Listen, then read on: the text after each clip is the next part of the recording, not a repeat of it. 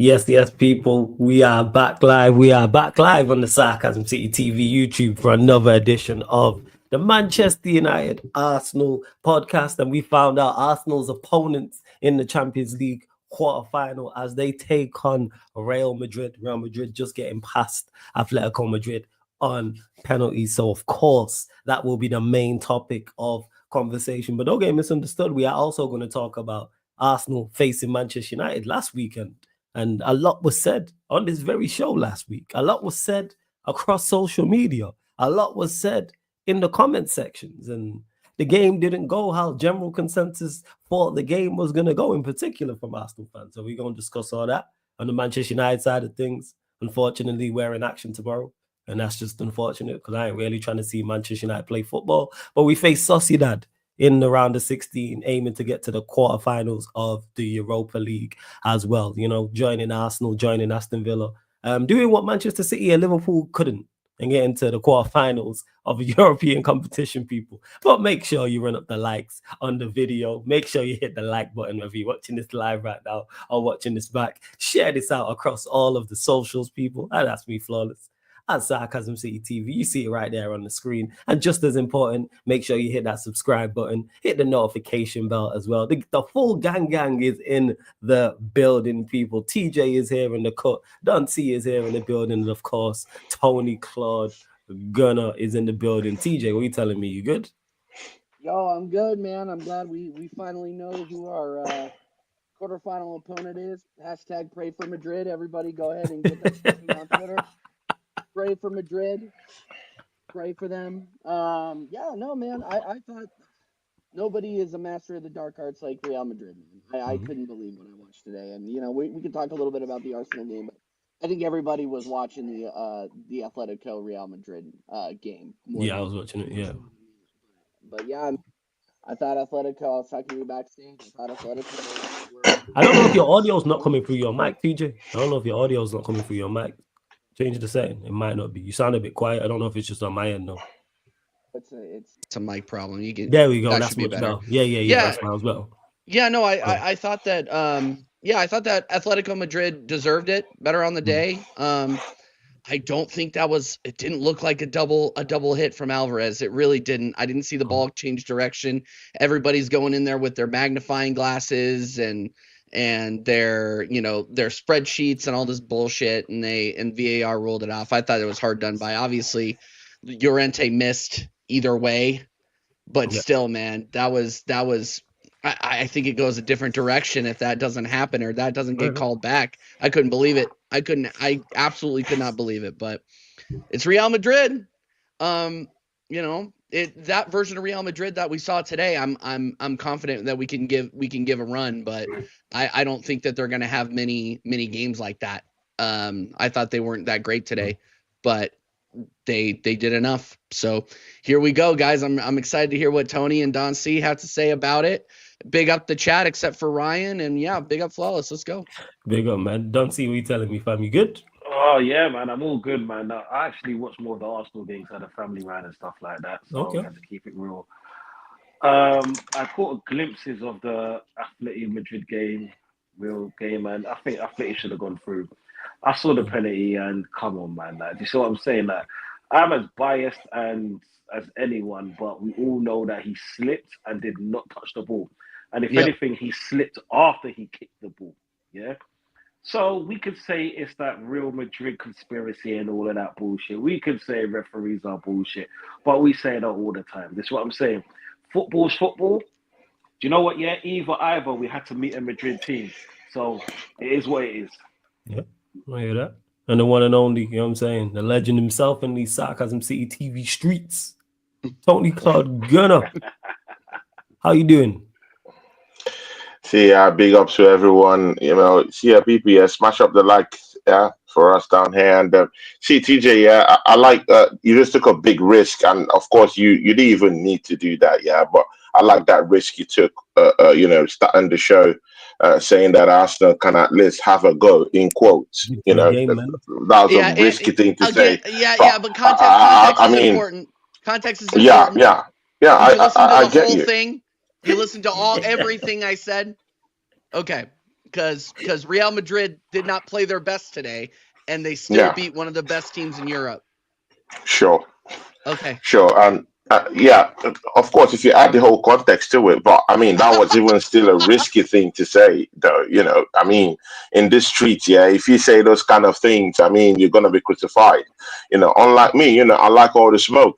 And Dante, yeah, you called it right, yeah. I mean, referees. I mean, these referees and all these calls, yeah. I mean, he slept and he didn't touch the ball. I wonder where this. Bro, I don't know how all this officiating, is looking. Bro, is this gonna happen against Arsenal? I mean, I'm just saying, because if something like that would happen against, let's don't throw away the fact, yeah, that Atletico Madrid and Madrid per se, when they have games, something always happens. Something crazy always happens. If you're always watching that fixture in the La Liga, but this one, man, this is the Champions League. That guy slipped and he didn't touch the ball. Why is that ball cancelled? Because even me too, I'm a referee, and I didn't really see any reason why that ball, that goal should have been cancelled. Tony, I think there was I think it's like, when I say minuscule, it's a minuscule touch. It is minuscule. It is. I mean, but that doubt has to be 100% before it could be called. But anyway, whatever. We get Madrid, which was the team I really wanted in the first place. We'll get into it, when we start the show. I'm not saying pray for Madrid, but I see some loopholes, and let's see if we can exploit them. That's just the only thing I'll say. We started so depressing, so let me just turn up a little bit. If you're still in Europe, cheers. Cheers!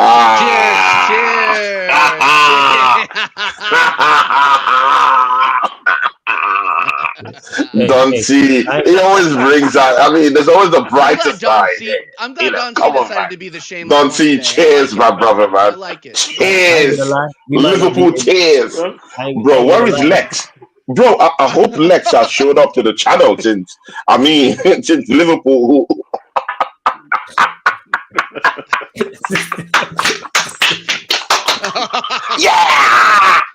Yeah, don't know where.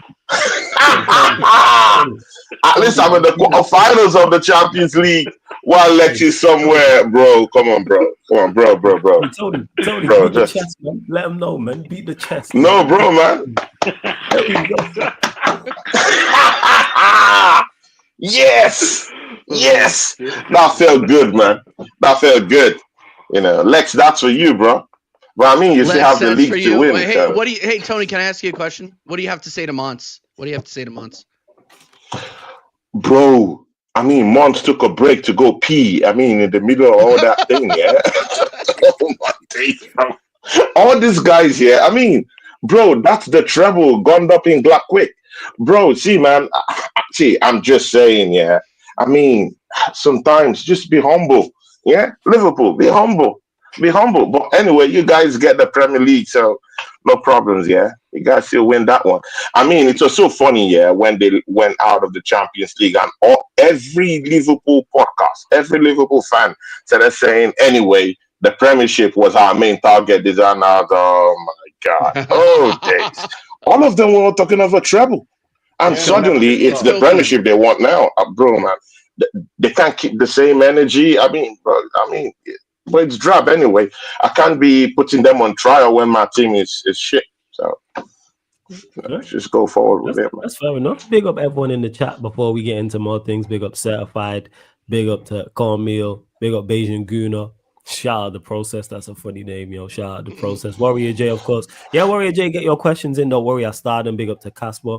Obviously, big up Pops, Beijing Pops. Make sure you subscribe to Beijing Reds TV as well. Make sure you do so also. Let's see what else you lot are saying. God, it's hilarious. You were right. Griezmann. Hey, people won't mention it though. People won't mention. I was crazy. That's a typical him performance, but people don't talk about it. He does that all the time. I've been watching him for 10 years, 15 years do this shit. And no one says anything. Just blame Diego Simeone and blame Atletico like they haven't had multiple attackers who have done bits over there. But hey, like I say, man, he's technical and left-footed, so you get away with a lot. That's what it is. If you're techie and left-footed, people are going to let you get away with a lot. That's all I'm going to say. because people are crashing on Vinicius and Mbappe, Rodrigo, Bellingham, and rightfully so because they weren't good today. But him, silence. Radio wall of silence. But we move. Big up Just Ray as well, and Mary in the cut also. But let's get to it. Tony, we'll start with you, man. Thoughts? Real Madrid coming to town. Obviously, the first leg going to be at the Emirates. Second leg, you going to the Bernabeu. You mentioned about giving them a game. Let me know. Thoughts on the tie? I mean, see, people, I mean, there's nothing to be over. I mean, see, the reality has just come crashing down on my face. I mean, this evening, I mean, watching that match this evening, man, bro, the intensity of that match. I mean, don't see. I mean, you said you were watching the Arsenal match, bro. If you did take some time off to just watch that match today, bro, the intensity of that matchup against Tony, Atletico so Madrid. you're telling me there was no justice for Atleti? There was no justice. Bro, I mean, now it's gone past justice. Now I mean, it's all man for himself.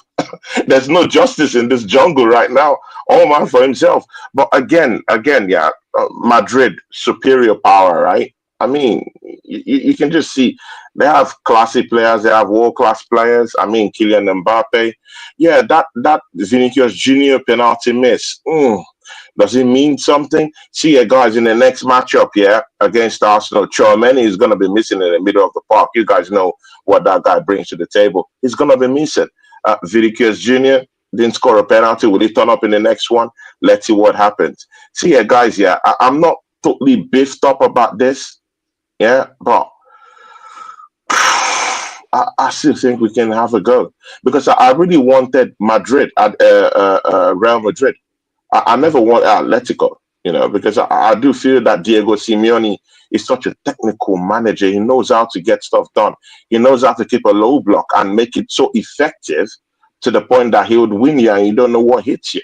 Look at how I mean, I don't know how many world-class players I would say Atletico has right now that will be in the general consensus with all of us saying, hey, they have at least 5 to 6 world-class players. Well, I mean, you can look at that Real Madrid team and say, hey, man, I mean, world-class players every single where, in that team. So, I mean, if Atletico could fuck them off, to that point, then, I mean, other teams that want to have the faith and the confidence to come in and try something different can have a go. That team they're not the complete perfect team yet. There's still some loopholes I'm seeing. The defenders, they have loopholes down there. Rudiger, I'm not so convinced about Rudiger, man. I mean, a couple of times he was beaten in that matchup against Atletico today. I'm not so confident about him per se. In the middle of the park, they'll be missing Chouameni. That'll be something to watch out for. Vinicius Junior has been inconsistent too, in a way. So, I mean, if we can just, try and, plug the loopholes and see what we can exploit from that matchup, I'll take it. But I'm not saying we're going to lose before we even play them. Let's see what happens, man. So you got a fighting chance, in your opinion? Yeah. Obviously. Fighting chance, yes. But I cannot beat up my chest and say right now that we're gonna smash up Real Madrid. That's not the thing. But we can face them. We clearly see that they have loopholes. I mean, in the first 4 or 5 minutes, Atletico scored a goal. I mean, I hope you guys saw that Atletico scored a goal in the first 4 or 5 minutes. So, I mean, there's something Shout to out exploit. all the Conor Gallagher stands out there. Shout them out. Exactly, man. I mean, there's something to exploit in this Real Madrid Chelsea team. have let him go? Should Chelsea have let him go? There's something to exploit in this Real Madrid team. But, again, let's see what happens. Cool. Don't see what you're saying. Real Madrid coming to town. Confident, not confident, somewhere in the middle. Where do you stand? Is there a blueprint to beat them? I'm not as optimistic as Tony. I love his enthusiasm. I love the passion that he speaks, where we have a fighting chance. You see, Arsenal do have a fighting chance. I will always agree with that. Do you know why we have a fighting chance? Because it'd be like Tyson in his prime beating Amir Khan in his prime. Yeah? I would love to see that. Yeah, I would love to see Amir Khan Joe get Brock off. And unfortunately, that's all I can see. I can't see nothing but a Real Madrid victory over 180 minutes. This is what I'm saying. Like when it comes to Arsenal, position for position, they're a hell of a lot better than us. On their bad day, they will beat us. On their good day, they will destroy us. This is what I'm saying. Yeah, like we've never faced a team like Atletico. Yes, and because the closest team we ever, not Atletico, sorry, Real, the only team we faced as closely to them, was 2 seasons ago, Man City. And look what happened there. Yeah? Look what happened there. They literally fucking beat us here with a belt, then beat us with a slipper, and then beat us with a pop. You know what I'm saying? 3 times in 1 season. And we couldn't do fuck all. You want crack. You know what I'm saying? That's what it is. When I see this Real Madrid, yeah, because like even as poor as they are today, yeah, they got like 5 game changers on the bench. On the bench, yeah. Can you imagine their first team turns up, right? You know what I'm saying? They have a quiet 90 minutes at the Emirates. What do you think we're gonna do at their ground? Is what I'm saying.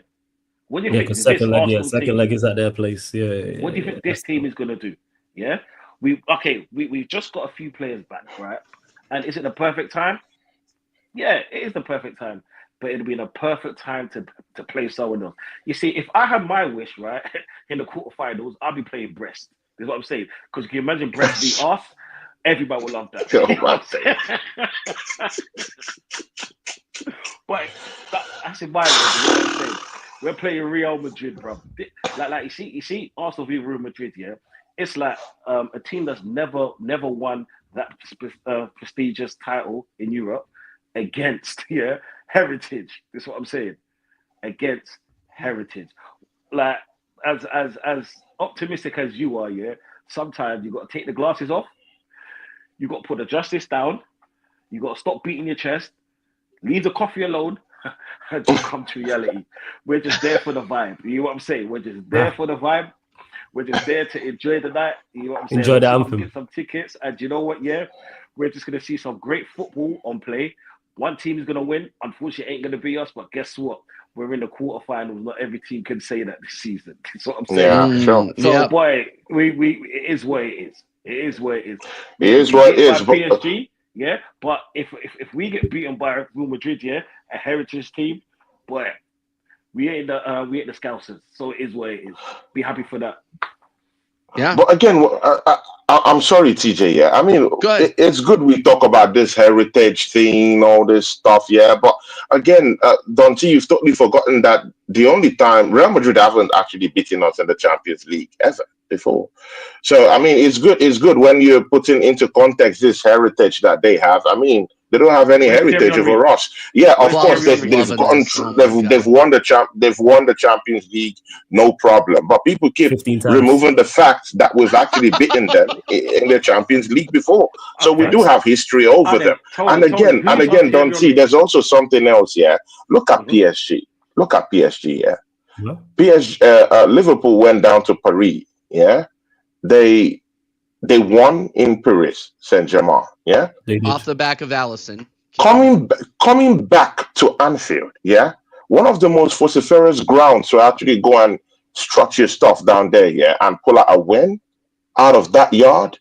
My brother, sometimes you just have to go with some certain kind of belief. If anyone would have told me that, hey, PSG, I mean, did anybody place any bet that PSG was gonna get out winners at Anfield? I didn't, but there was a few people who did. There was a few people. Really, it wasn't out of the realm of possibility ever. Yeah, it was a very few. No, I'm in agreement with you, Tony.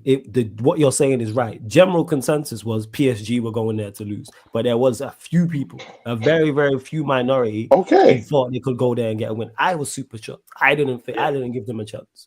I didn't. I'm shocked at that. I never believed that. Even me, I never really believed that PSG will go down there and get anything. Because I mean, if you look at that Liverpool team, they have world-class players, 5 to 6 world-class players. I mean, I can only count maybe like 2 general census world-class players in PSG. I mean, Liverpool had everything to lose. But again, when PSG looked at it, we have nothing to lose. We're Paris Saint-Germain. We've lost our home. Let's go to Liverpool. Let's go to Anfield. Let's do something. They did something different. They walked out winners. Arsenal, even if we don't have the world-class players that Liverpool have got, the same thing. Go, show some fight, show some belief, just an iota of belief, and face Madrid and try and exploit some holes that is in that team, and let's see what comes out from there. Just show some belief, not just some, and let's get something out of it. I get that. TJ, what you saying, man? Real Madrid, coming to town, like I said, first leg at the Emirates, second leg at the Bernabeu. Where do you stand with your confidence of getting through this tie? We need a 3-goal lead going back to Madrid. And I don't see us getting that with our forward line. I think there's a lot of hopium in the Arsenal fan base right now, just because we're hoping for some of our injuries to come back, namely Bukayo Saka. I don't think it would be smart for him to come back or rush him back. Martinelli came back a little bit early, but he's looking fine. But I don't want to risk Saka in this case. I just don't think he would make enough of a difference to beat Real Madrid. I mean, you're looking at world class players here, and you also what Tony. Sometimes I think you get a little bit carried away because I don't think you're really considering the matchups. We could potentially have Rodrigo lining up against Ricardo Calafiori, and if you're not deep in that, you gotta put the coffee down and take a reality check, like Don said. The matchup on the right side of the pitch is long for us. Long. Real Madrid's attack is tough. Timber is going to have a very tough day with Mbappe or Vinny Jr. or whoever they decide to line up on the left. It's going to be a tough. We have not played an offense.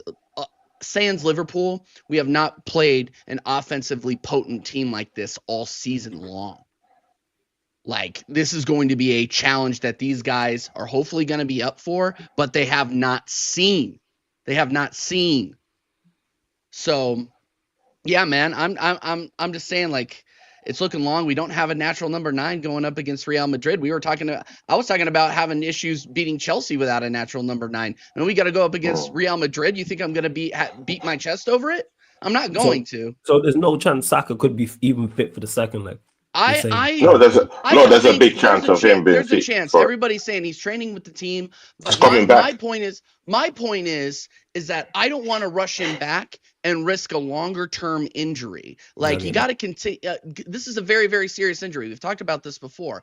There is a very, very big chance that he is not the same player he was before he got injured when he comes back, because he's always going to have in the back of my mind, oh, well, I pulled my hamstring last time. Maybe I don't hit the gas as hard as I used to. Like, these players with these serious injuries, it gets in their head, and I don't think that's talked about enough. But again, I don't want to risk in the entirety of next season just to bring Bukayo Saka back for Real Madrid, which I think at the end of the day, even if he's in there, we'd be lucky to win it. I really just think the quality head to head, I know everybody's making jokes about combined 11s already. That was the first thing I saw on X, and that was Sheik's first comment as well. You know what I mean? Sheik asked the question. We're gonna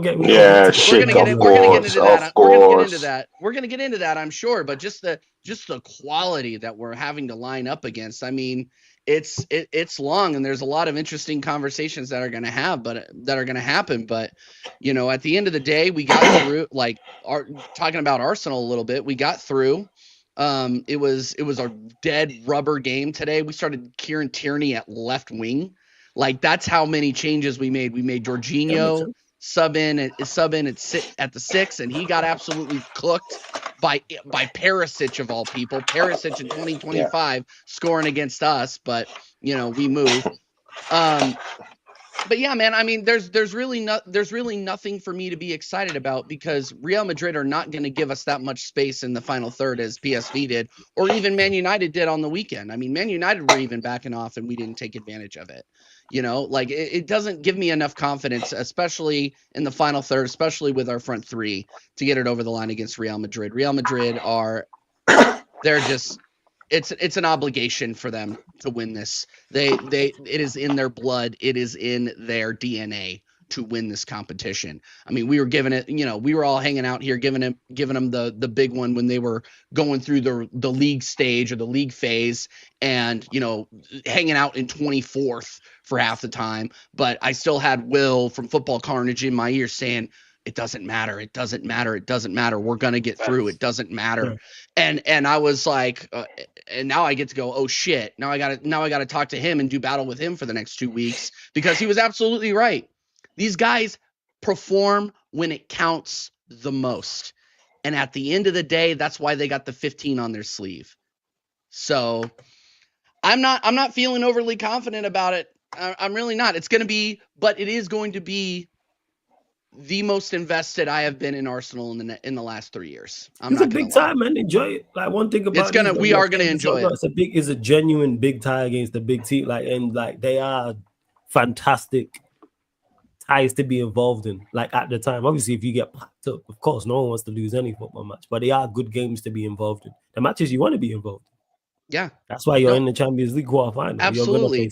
Obviously, ideally not really Real Madrid, but yeah. Go on, right. No, and just to kind of piggyback off that too. Yeah. How many big games like this has our squad been involved in over the last 4 or 5 years? Not many. Not many on this scale. We always talk about wanting to compete with the Real Madrids and the Barcelonas. Now we are finally going up against that kind of side. And if there's anything you can take out of this positively, is that we are going to get that experience. These players are going to get that experience in playing in a hostile environment like the Bernabeu. Like, it is going to be an incredible tie. I think the boys are going to be up for it, but again, it just goes back to the quality of the whole thing. I mean, and you got Don Ancelotti against Mikel Arteta. Like, you got to look at the bench, you got to look at the footballing minds too. Ancelotti will switch things up. Arteta kind of doesn't ever. So like they're gonna be looking at us saying, you know what, they don't have a ton of ideas. I mean, we struggle to break down a low block anytime somebody throws it at us. I'm actually, let me just say this, I'm actually impressed with you, Flawless. I'm impressed with you because I had to bring up the tie on the weekend. You didn't bring it up, I did. Okay, so because I know that was a big victory. Draw for you at Old Trafford, but. We have nobody but ourselves to blame for that. So hopefully we don't get to that. Don't worry about that.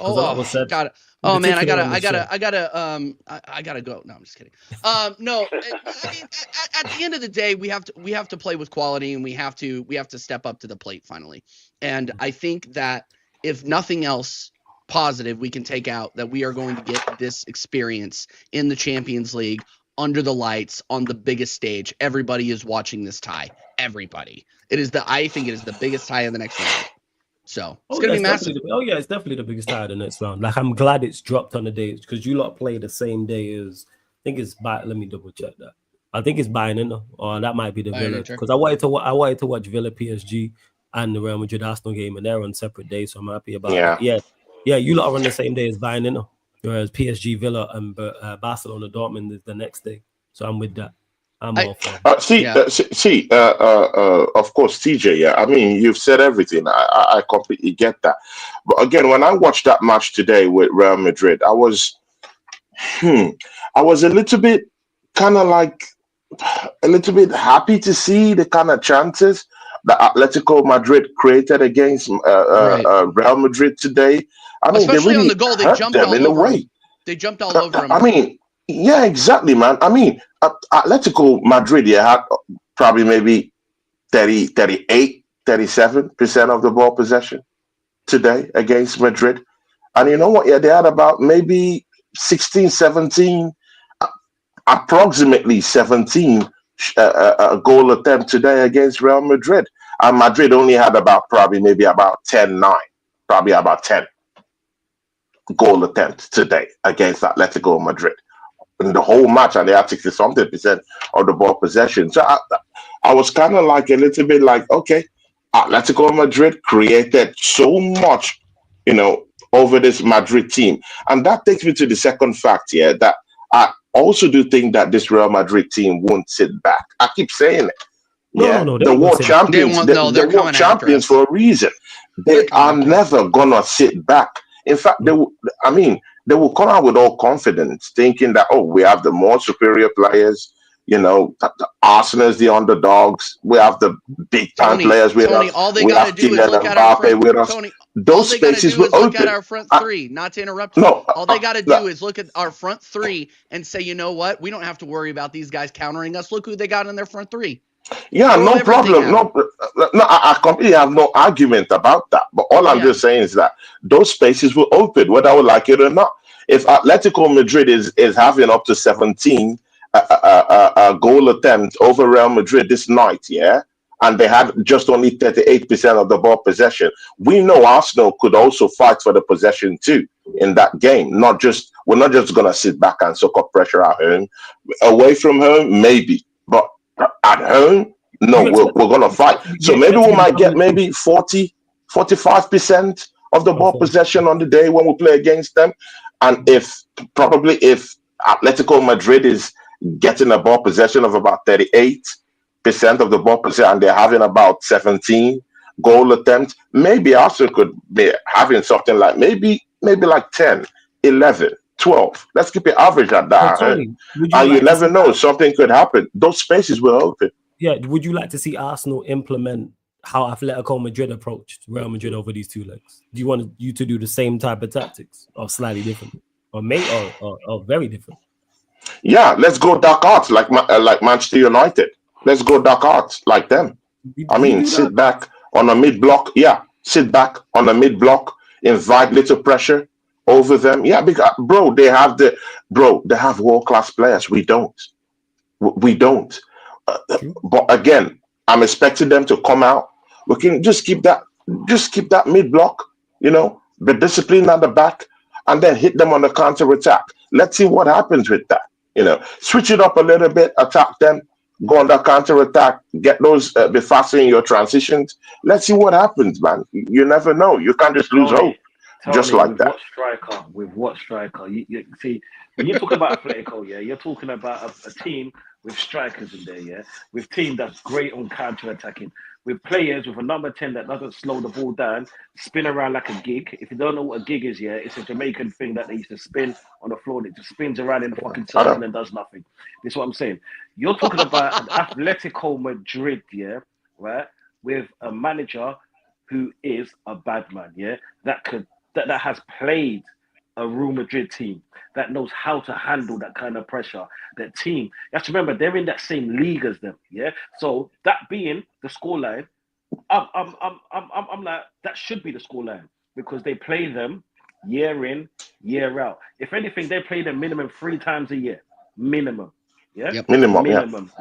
We play them once in a blue moon. You know what I'm saying? The last time you said we played them was when Henry scored. Was when Henry showed. Please tell me what player do we have in our squad that's even 5% Henry? 5%. Furthermore, what striker do we have in our squad to even do 3 good attempts? Because if our striker is Moreno up front, how many attempts did he have today? No, that's what I'm saying. That's what I'm saying. We might have to switch things up. No one has said that we have superior players over Real Madrid. I've never said that. Hey Tony, what would you? We don't. But again, we can't car. We just have to try something different, innit? Tony, what would your? I mean, we can't just say, "Hey, Madrid, welcome home. Come and smash us up." Yeah, we can't do that, man. Tony, so we just have to find solutions to it, innit? What front three do you want to see first leg? Switch it up. Martinelli up front, number 9. Yeah, they shouldn't have thinkers in the wing. So we can actually take that risk. Yeah, Martinelli, put it up top. He played striker under Emery. It's not crazy to think about. It really isn't. Don't see TJ. We have to be looking at this thing from Sterling. Hold on. Kaneki is waffling in the chat. Sterling is out for the first leg. You guys leave Kaneki, bro. Leave him. Yeah. Kaneki rent free. Let him. I'm supposed to think Kaneki knows ball. Let him release some steam. Of course, it's frustrated. He's seeing one of his biggest rivals. Playing the Champions League quarterfinals. Bro, he won't be happy, bro. Bro, Yeah, I it's know. simple as that. Won the quarterfinals of the Champions League, the biggest competition ever in Europe. He's not. I mean, he'll be playing Real Sociedad. The levels are there. There's levels to this thing.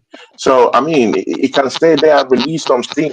And I do share in his pain, because I've been there before. I've been the doldrums playing Europa Yeah. League. So, I mean, Yeah, exactly. Kaneki, I share that pain for you. But I'll talk Absolutely. to you on the flip side when we talk about Manchester United. The big boys are talking about, the Champions League here. So, just take it a little bit easy, calm down, take it a little bit easy, and let the big boys talk. I mean, we're playing Real Madrid. This high stakes, high reward.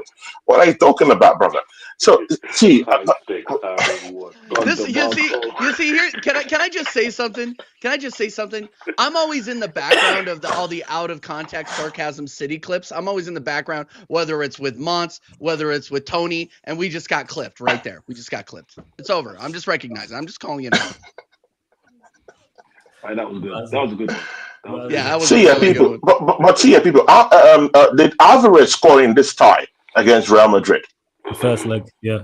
First leg. It's got only one goal, right? And he looked dangerous today too. He was great today. Yeah, he was great today. But again, I mean, big time managers, they don't even need strikers to actually accept the kind of change they want in teams, and of course, that's a problem. The big problem we have with Mikel Arteta. See, the biggest of managers don't even need. Pep have showed that you don't even need a striker to even do what you need to do in some cases. Yeah, we've just seen Simeone go head to head with Real Madrid, and his striker only scored only one goal. The other work was done by the other people. So, I mean, you don't just only have to look at, okay, what striking target man you have down there. I mean, make use of what you have and go ahead and face Real Madrid. Let's stop complaining about it. We didn't buy any player. Let's stop complaining. Let's face that squarely. If PSG, I keep saying this, if PSG can go to Anfield, bro, I dread Anfield. If PSG can go to Anfield and get something out of there and win, bro, there is no reason why we should not have a goal against Real Madrid. It is, Tony. And CP put it in the chat. Anfield in Europe, the last 10 games, I think it's like 5 wins, 4 defeats, and something like that. 4 defeats. 4 defeats in the last 10 years, right? You're stretching into the last 10 years. No. I'm talking about their last 10 knockout games because knockout games. Okay. PSG won there, Atalanta won there, Real Madrid have won there recently. Who else? Atletico Madrid not too long ago, and there's another one. CP put it in the chat, but it's not as formidable as it's made out. Of course, it's a tough place to go, but teams have won there and knocked them out in their own patch. Here we go. I mean, how many losses have they gotten this season? It's just one. I mean, they've not lost at Anfield. I think they lost at Anfield this season just once, right? Yeah, in the league. Yeah. No, in the league, right? I mean, league's different. It's a formidable place to go to, bro. No matter how we're looking at it. 5 losses, 3 wins, 2 draws in their last 10 knockout games in the Champions League. That's not as formidable as you think. They've lost half their games there in the last 10. Yeah, shit happens, man. Well, this is why when they try to. This is why when they try to compare the PSG to Liverpool, what happened yesterday? Yeah, it's like in the league they've run away with the league, but come on, man. If you actually saw the match yesterday, you couldn't see Liverpool winning. To be honest, PSG was the better team. Yeah? Yes, PSG they were. Was actually the better team. Over the 2 legs too. By the way, over both legs.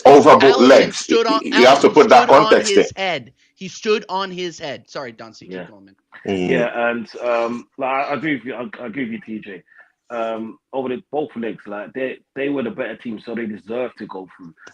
We can't compare even Liverpool to Real Madrid because Liverpool's won it 5 times. Was it 5 times?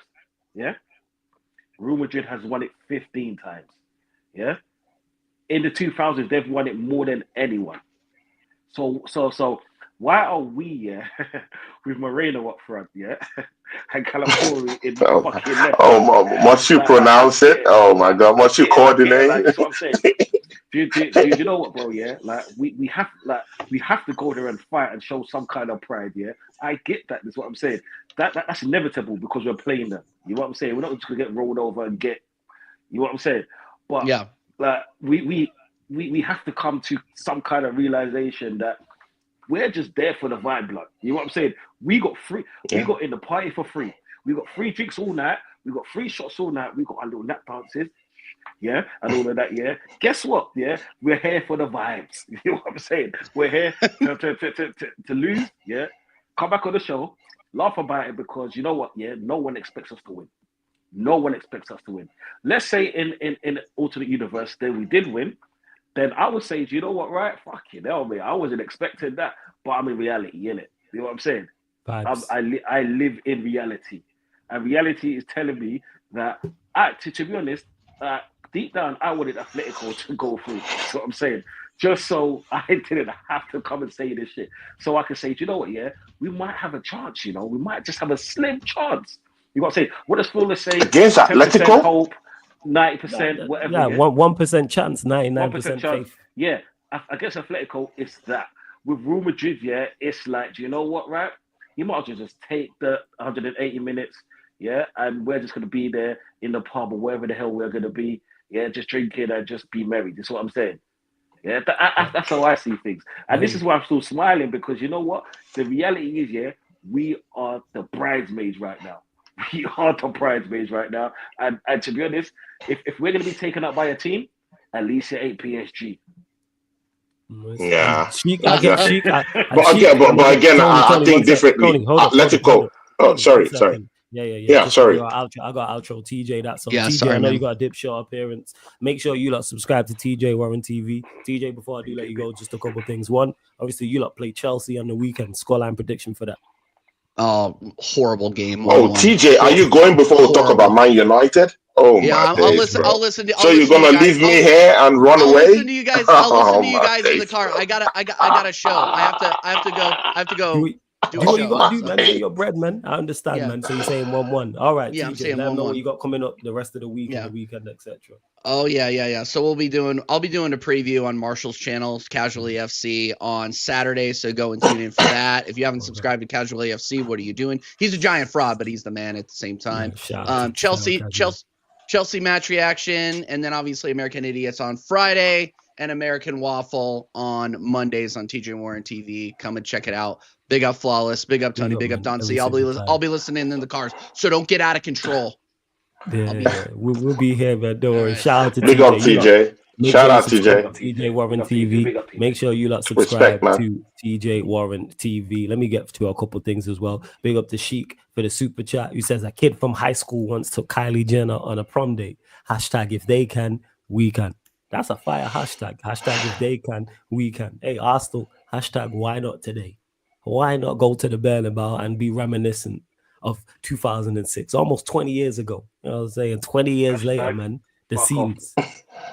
This guy, right? Why you say? Dante, you remember all about that, man. You remember all about that, man. Yeah, I remember all about that. I remember all about that, and like it was good at the time, but then like when you see, when you have a player like Thierry Henry, there's certain players that come along, right? That you could say, fuck, generational players. They can play at any time. That are just so good. When they get the ball, it's just fire. Their aura, their ultra instinct is on every game. Is what I'm saying.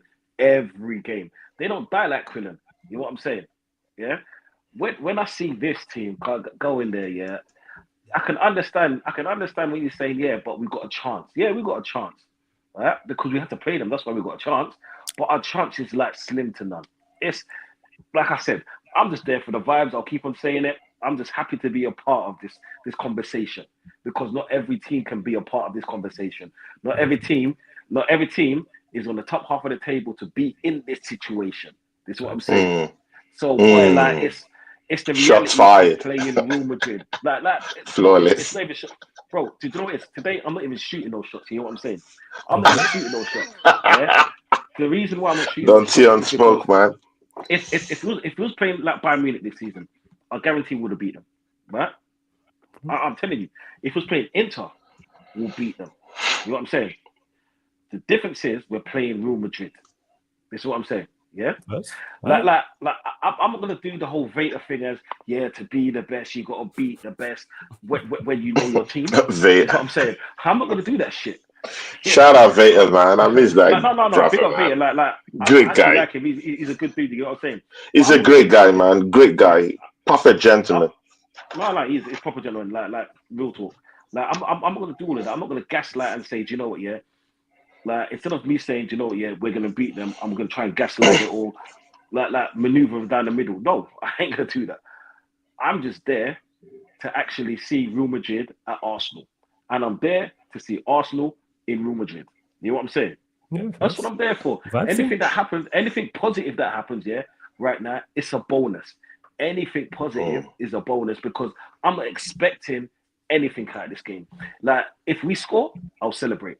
Even if like when Zinchenko scored, we'll get to that, but when Zinchenko scored today, I was sitting down, I'm like, okay. You know what I'm saying? If he scores there, I'm fucking celebrating. Of course you gonna celebrate shamelessly, because I know who it's against. You know what I'm saying? But it is what it is, bro, man. Like I said, man, I'm just out here still smiling, bro.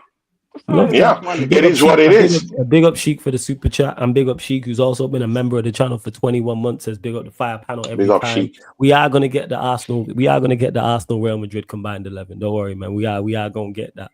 Of course, we're gonna be doing previews, recaps beforehand with the show because that game is the first leg's the 8th of April. So it is less than a month away. But you lot continue to run up the likes, hit the subscribe button because there's over 40 of you lot in the building, only at 30 likes. Let's get up to 40 likes. Like check 1212. Pay the tax when you enter the city of sarcasm. Hit that like button, hit that subscribe button as well. And switching lanes from the Champions League to the Premier League. Because, you know what I'm saying, the gentleman, my Arsenal brother right next to me was very confident going into that game. As he said last week, that Arsenal are going to come to Manchester United.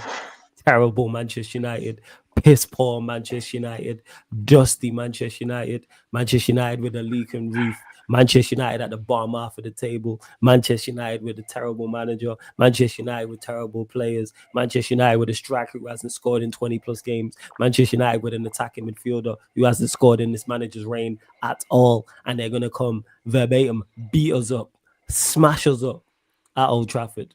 And it didn't go that way. One apiece. And those words were by none other than Tony Claude Gunner from Tony Claude Gunner TV.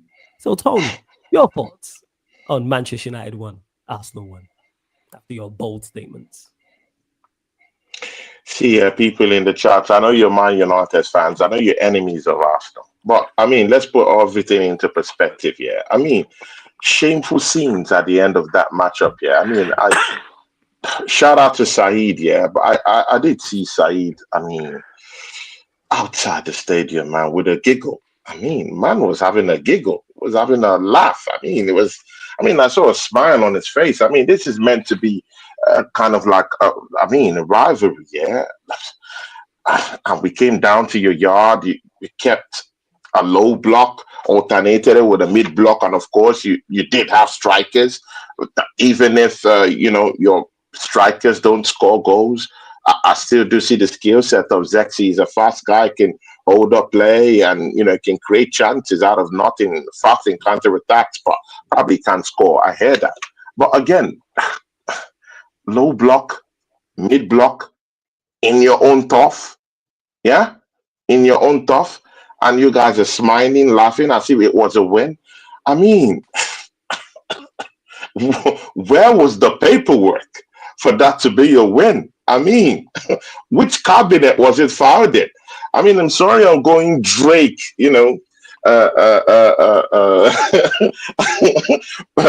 part 6 for you guys down here. But I mean, we just have to, let's put that in the cabinet. Like, where is the win? Why are you guys smiling? Yeah? Bro,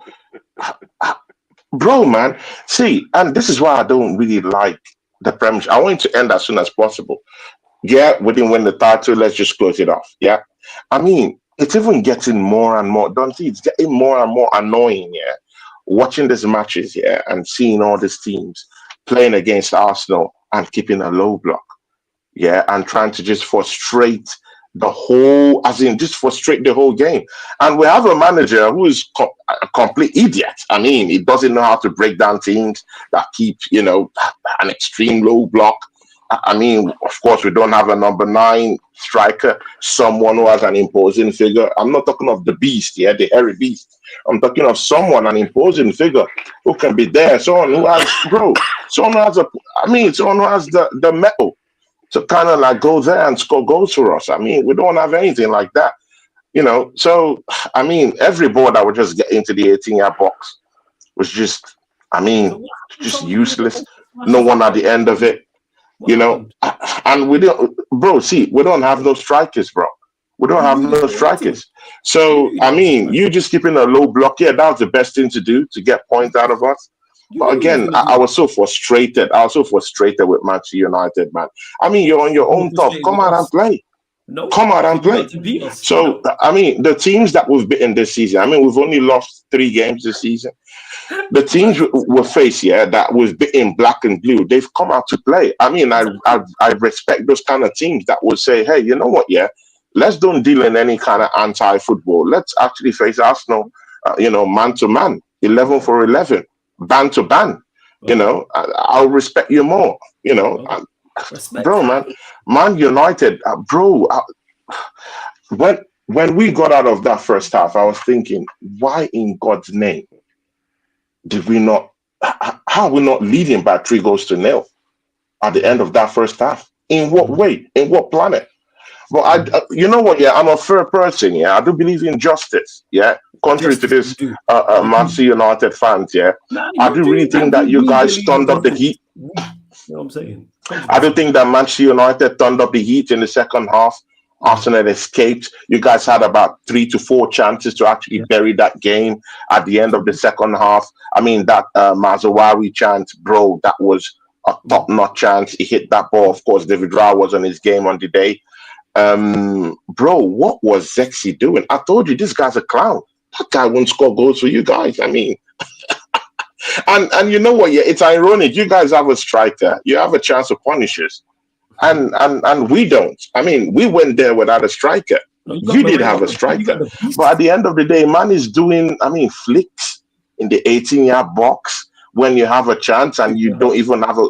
Bro, how many goals has Zexi scored this season? Has he scored up to 5? 4? Sure. Bro, I don't understand. And he's doing flicks. And he's doing flicks in the 18-yard box.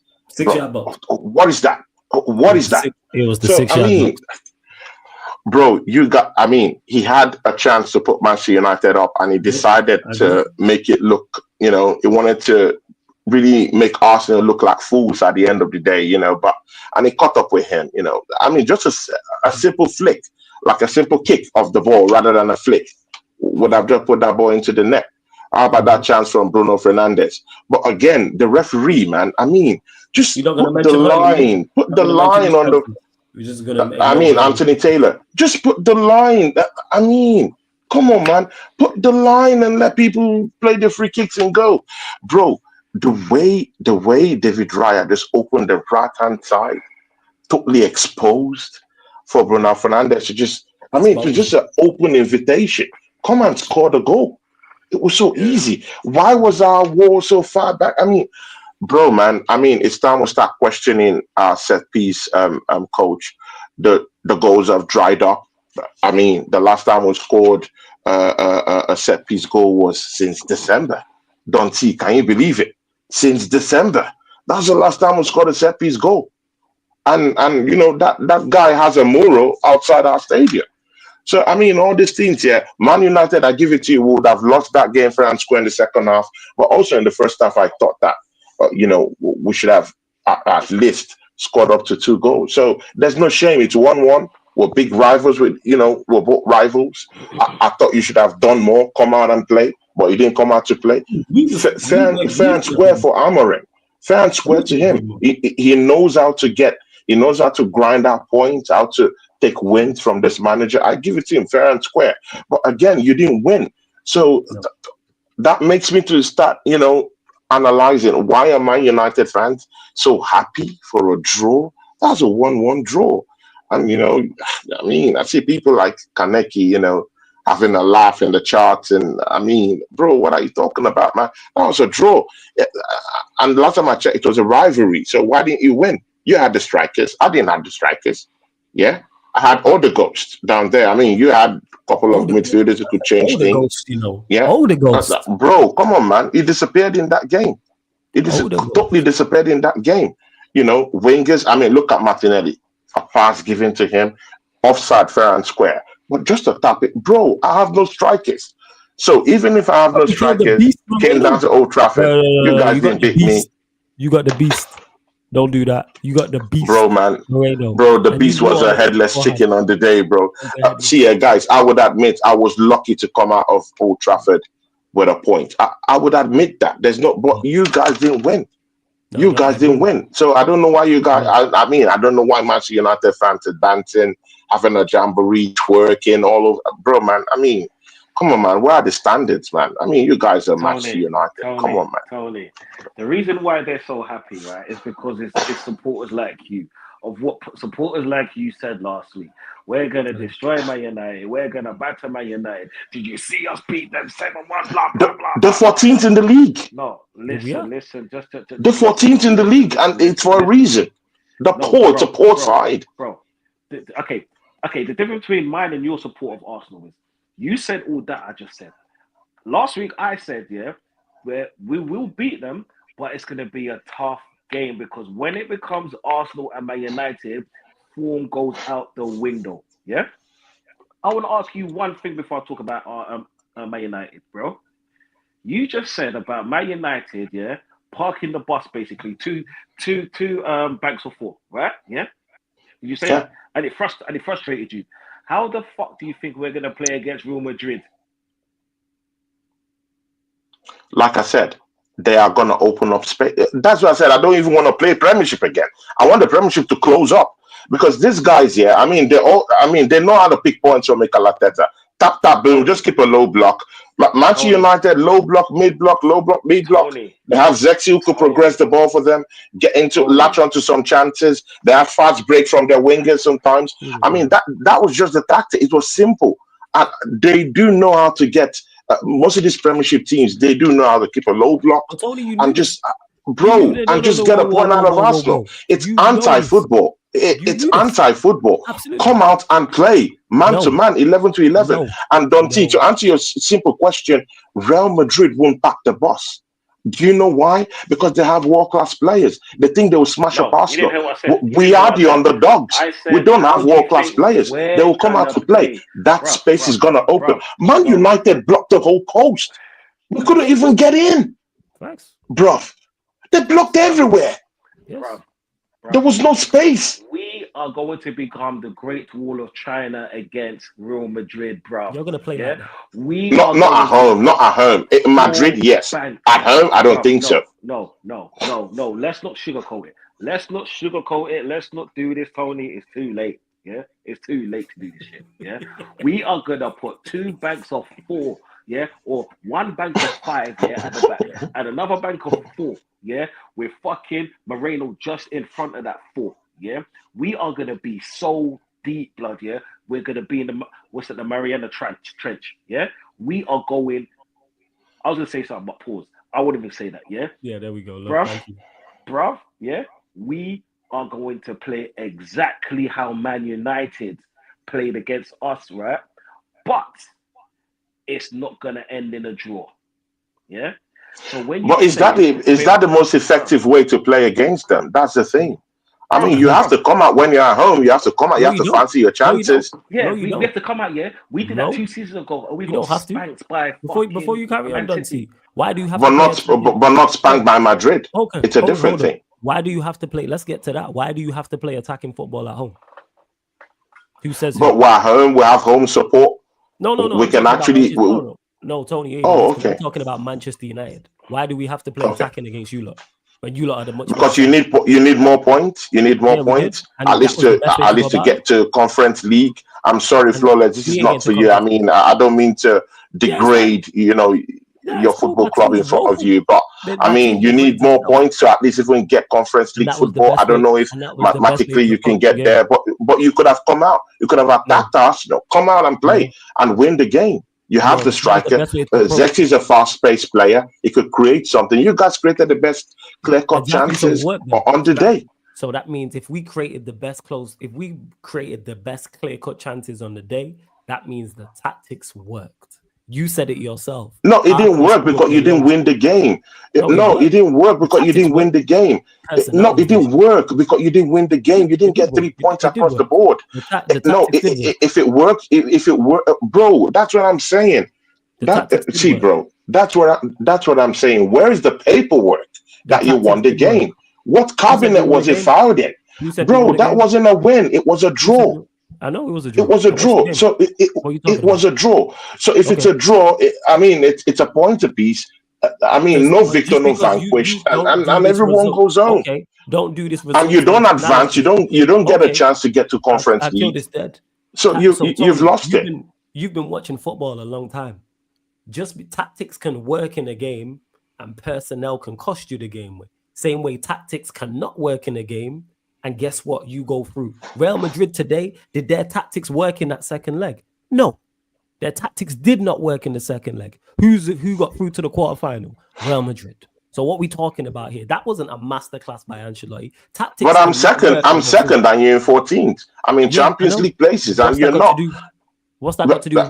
Because you do have because if you win your if you win your next 9-10 games, including if you won against Arsenal, you might have a better chance of getting to the Conference League, at least to Europe. Bro, don't act. Bro, wait. Let me explain something. Don't act as if you don't need Conference League money. Bro, what are you talking about? I mean, your chairman came out to overlap. Guys, let's talk about it. Who said we don't? Stop waffling. Stop waffling. Nobody said anything. We're not doing that. We're not moving the goalposts here, there, and everywhere. No one's talking about United and Arsenal. Please respond directly to what I said. Like I said, tactics can work in a game and you may not win the game because of individual errors or individual mistakes. Same difference. Or tactics might not work and you win the game. This is why you get things called smash and grab, where you get battered in a game, your tactics don't work, your performance is awful, and guess what? You get wins. I'm a Manchester United fan. I've seen us do that I've seen us do that for almost 10 years. What are we talking about? Where we've not played well. Our tactics have been awful. Players have been awful. But guess what? 1999 against Arsenal. We get wins. What are you talking about? It's nothing to do with going up places. You said it yourself. Arsenal, wait, let me land. You said this verbatim just before on this show. Arsenal struggle when facing low blocks. So why would I not play in a low block? What kind of sense does that make? You struggle playing against low blocks. I've watched Arsenal play. So why am I going to go and play open place football, as you like to say? Because a team like West Ham went on a low block and won at home, in my home. Before you land. That's the difference. Before you land, yes. And we tried to implement the same tactics as West Ham. And you didn't win. So you guys failed. But I know we didn't, because West Ham did the business. We didn't do the business. But that's what I'm saying. The end point is 3 points. West Ham has 3 more points. Cool. That's the difference. But we're talking tactics. Our tactical approach was the same as West Ham's. The tactical approach are meant to be used to win games. Yeah, I know. And we should have won the game. Yeah, and you did not win the game. So because of personnel, it wasn't tactics.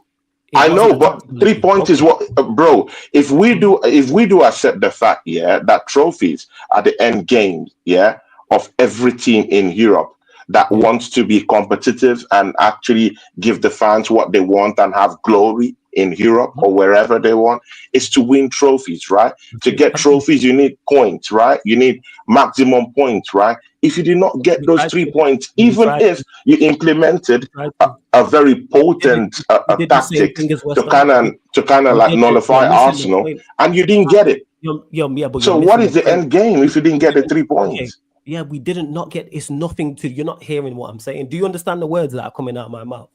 I understand you. You talked about the tactics. Listen, it was the best approach. I get that.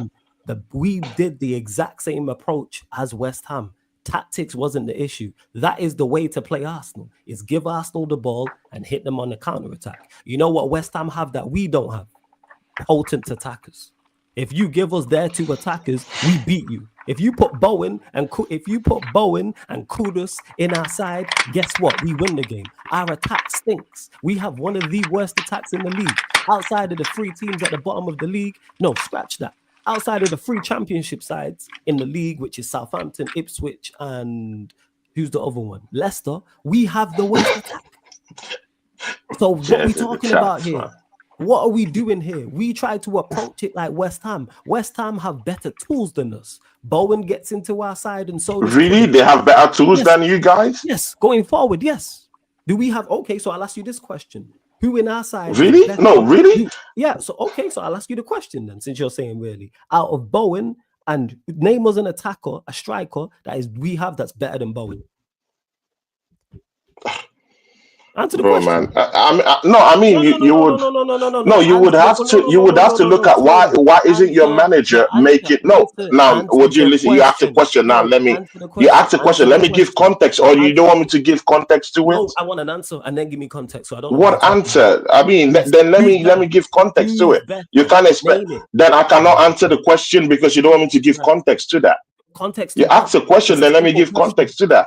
There's no context needed. Do we have a then it's simple. My answer is based on context. So you don't want me to answer it with context, then I can't answer the question. Okay, so you can't answer player A being better than player B, so we got nothing to discuss then. So let's move on. No problem. That's fine. I agree. What's in the game? Yeah, that's fine. If man can't say who's better out of player A and player B, we have nothing to discuss because we don't have a striker. I mean, I said I have context to it, but you don't want to hear the context. So I agree with you. You're right. I'm wrong. No problem. I know this because everyone knows that. You know what I'm saying? Everyone knows you waffling right now. We don't have a striker better than both. It's not about waffle. It's about your manager hasn't improved any of the strikers.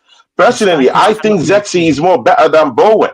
He has a better skill set than Bowen, but he's not scoring goals. But again, that dates back to that's a bigger indictment on the manager. I mean, you can say all this thing. I mean, you can say all these things. Look at Rashford. He's out there balling in a Unai Emery team. He's not balling. He's not balling in a Unai Emery team. Okay, good. Then, guys, no problem. If you say he's not balling, then no problem. No problem. It's in the next round of the Champions League. Yeah, so it's in the next round of the Champions League. Take that. The Sassy's in the next round of the Champions League is the Sassy balling. No, you don't watch Villa. Come on, man. I know this because you don't be watching Villa. What was the score of the game? No, bro. I don't care. What I'm telling you right now is that Rashford is balling for an Aston Villa team. You don't watch Villa, bro. I'm talking of in the Champions League. I'm talking of the Champions League, bro. They are balling. He's balling. Even in the league, he's creating chances. He's creating chances for Aston Villa. Aston Villa game you watched. You know, and no indictment on Amorim. Instead of you to say, "Hey, my manager isn't improving the attackers we have," I agree with that. Make do of what you have and increase their potential. I agree with that. But no, I don't think they have too much potential. Xerxes can get better. Yes. Can Højlund? No, he's the worst striker in the league. There is no potential. You can't improve Højlund. He's the worst striker in the league. I'd rather have you up front or Don C. What are we talking about here? He can't be improved. Let's allow Don C to clap. Man knows this. Man can't talk to me. I know you don't watch Aston Villa, so don't talk because I watch Villa. You know what I'm saying? It's documented I watch Aston Villa. So I see all the performances. I don't do what you do and see him get a GNA and think, yeah, he's played a good game. He was rubbish in the first leg against Club Bruges. And they won 3-1. But people like you will sit up on here and go, oh, he played well. No, he was dreadful and got hooked. Bro, his form in the league is good. I mean, again, you have to see, bro. See, come on, man. This is a guy that you guys abused, literally abused out of your team. You guys really, you guys really pushed this guy off the edge. He left your football club and he's trying to, to just put the pieces together out there, yeah. So he's not meant to be the finished product right now. He's just getting back to that level. So, if you're talking about Rashford scoring 10 goals, 20 goals, no. It has to be a gradual process. This is the player that has already been damaged at Manchester United. You guys wanted him out, and he's balling in at Unai Emery team. He doesn't have to be the finished product. How old is he, Tony? How old is Rashford? Do you know? Since you watch Villa, you should know. I don't know. I just watched the game. I don't know. And there's no shame in not knowing a former Manchester United player's age. I mean, what's a shame there? He's balling out. You know he's balling out, even though you don't watch him. But Dunsey will go to you anyway, because like I was saying, That's because I watch games. Not because I watch some games. We went around the houses and back off of this because we implemented tactics that Tony don't like. Because Tony ran his mouth here like an idiot. You know what I'm saying? Last night. And now he feels shameful about it because he knew all of these things going into the game. He knew they didn't have a striker. He knew Manchester United were going to play a low block. But now all of a sudden it's about, oh, you don't get our respect. I didn't know you guys are not. No. And again, you don't put words into my mouth. I never knew you guys would play with a low block. I thought you guys would actually come, attack, play us, man for man, band for band, 11 for 11. It doesn't excuse the performances, though. We messed up. I've already expressed that.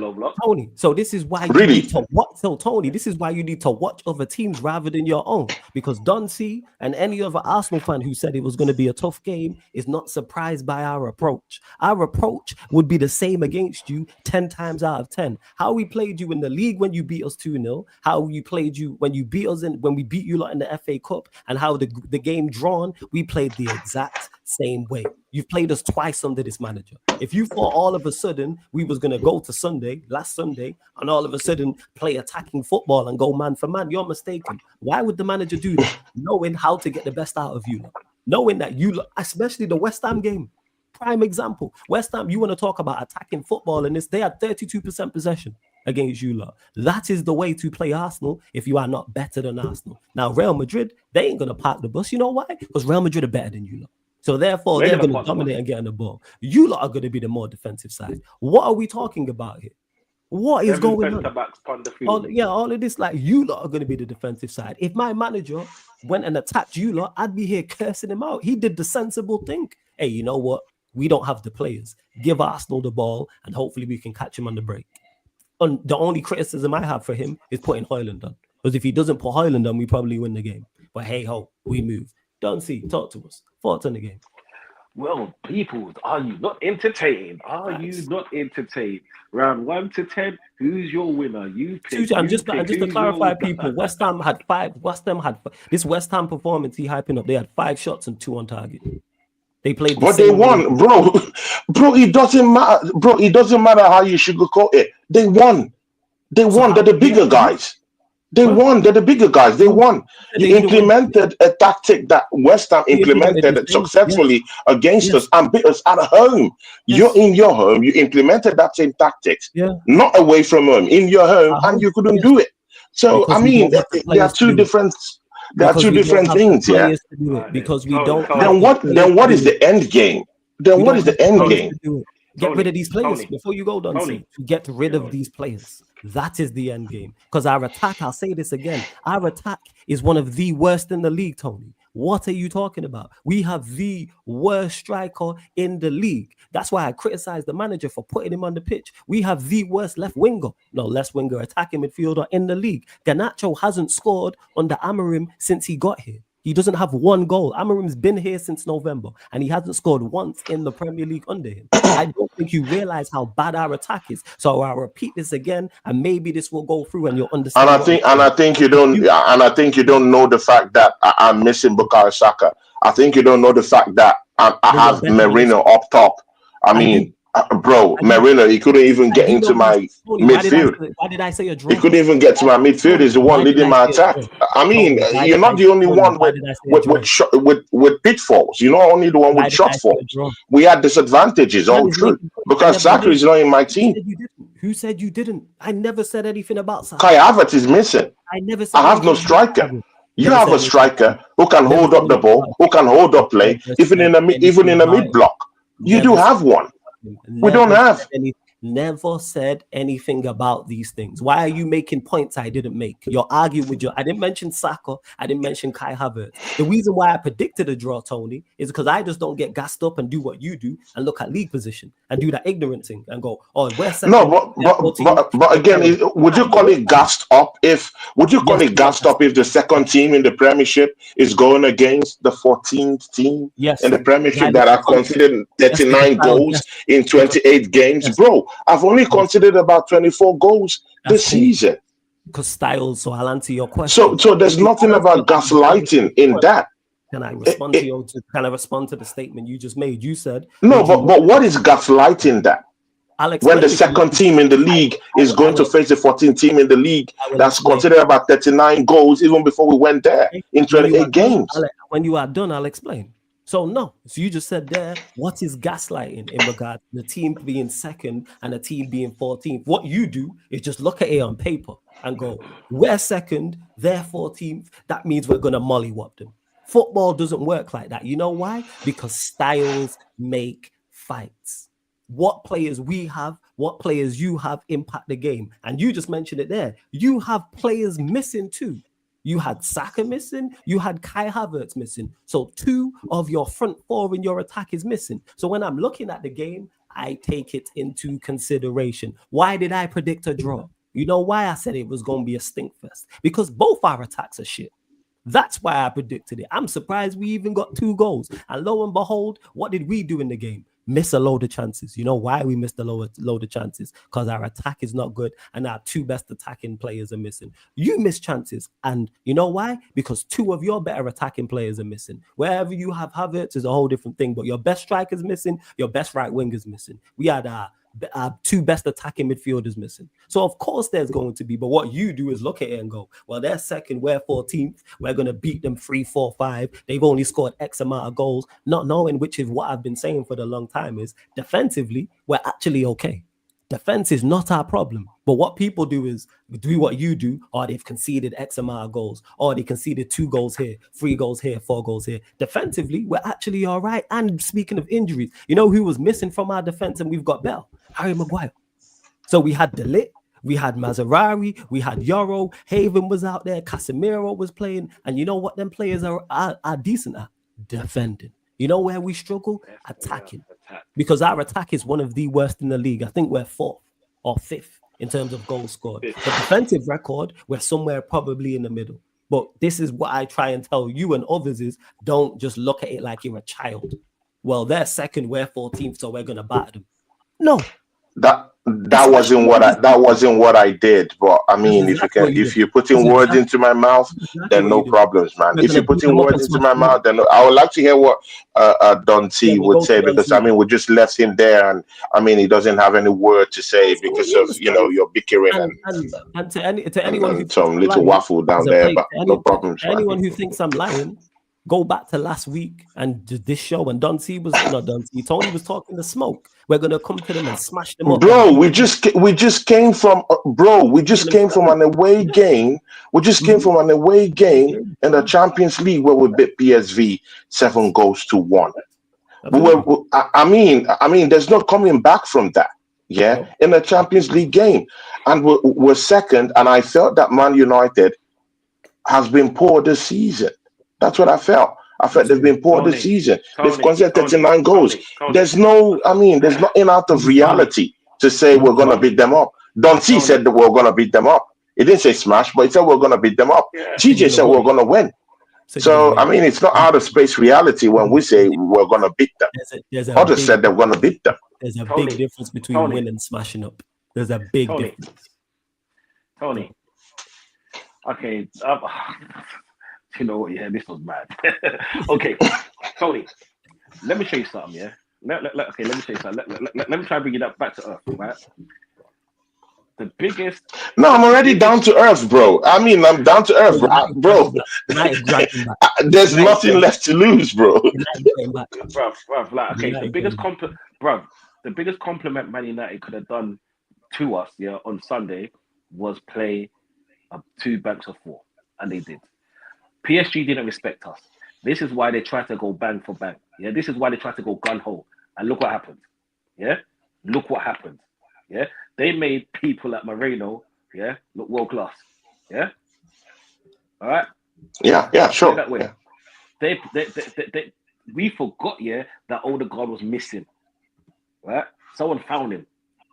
Man United played that way is because they respect the fact that we are better than them. And in this moment, right? If we were playing Man United the same way, I mean, if the roles was reversed and our manager didn't play like that, do you know what I'll say to him? Get the fuck out of my club. That's what I'm saying. You got to respect the team that's in front of you. Otherwise, the things that's going to happen that happened to us against Man City in the past will always happen again. When we try to go toe to toe with a team that's better than us, we'll get our ass whooped. You know what I'm saying? 10 times out of 10. 10 times out of 10. Man United played the way what I expected them to play. Like, you wanted them to play offensive football. You know what I'm saying? Why the fuck did they want to play what we want them to? Why are they going to play in our hands? They actually don't want to lose this. They need the points right now. They're starving at it. You know what I'm saying? No, facts, reality. You know what I'm saying? Yeah, they need to go up the table and to get. And brother, yeah, if we like in your eyes, if we're classed as one of the top 3 teams in this country for the last few years, right?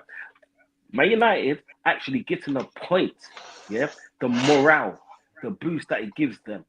You know what I'm saying? Yeah. Yeah, Just sure. remember where Everton was before they beat us, and now look at them now. Yeah. When you beat teams that's above your level, you think you're indestructible. We've all seen ugly man with pretty gal. You know what I'm saying? The way they puff up their chest and the way they walk down the street with them. We all see that.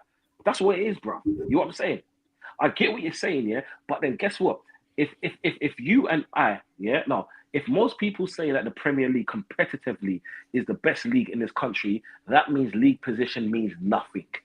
You know what I'm saying? And what you don't realize, yeah, and what you didn't respect is the fact that this is Arsenal Man United.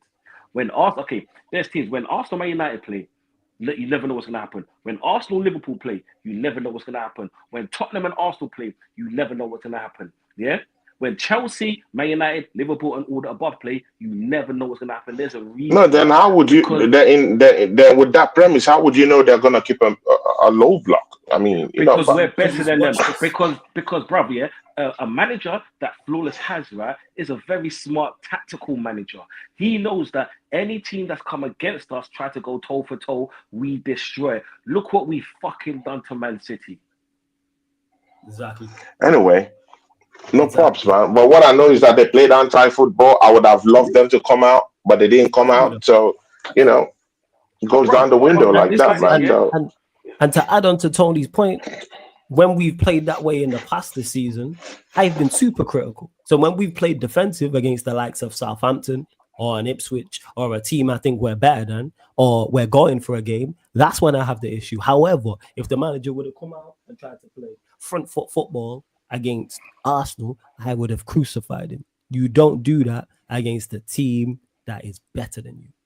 That makes no type of sense whatsoever. Same way if we were to play Real Madrid. You know what I want my manager to do? Be defensively sound. Same way if we play in Arsenal. Same way when we beat City. Same way when we played Liverpool. We played you 3 times now under this manager. He's done the same. In the chat is a smart manager. Guys, hope you guys are clipping this. I mean, Donty have just said it's a smart manager. I mean, smart manager who's 14th in the league. I mean, bro. But again, I don't want to get into all those. No, forget these positions because you got to remember the team that he has. Yeah, this is not his team. Yeah, he's trying to play a specific way. Let's say you're playing a back 3 that cannot play a back 3. You know what I'm saying?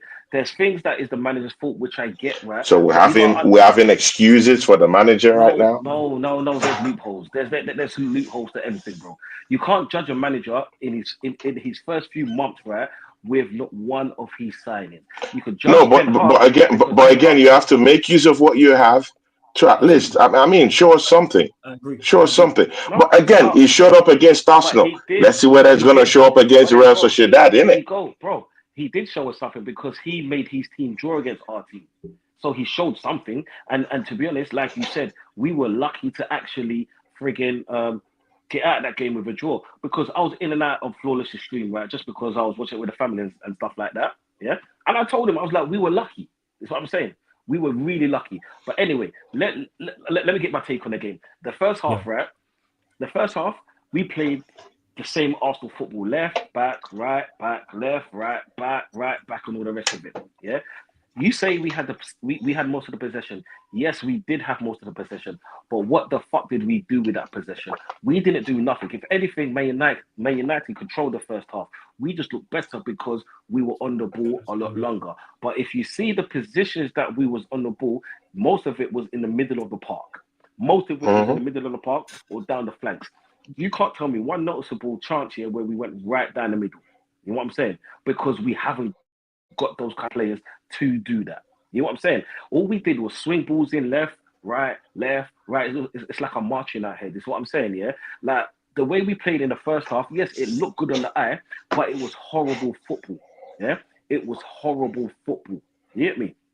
Then I said that already. I did not one second, dispute yeah? that. Calafiori, yeah?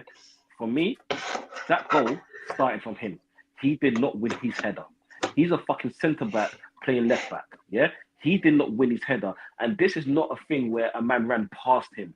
He got out jumped by a Garnacho. Are you fucking kidding me? Was it Nacho? Are you fuck? Oh, was it Garnacho or Maserati? One of the two, yeah. Was it? All right. Right? I thought it was I think it was Garnacho.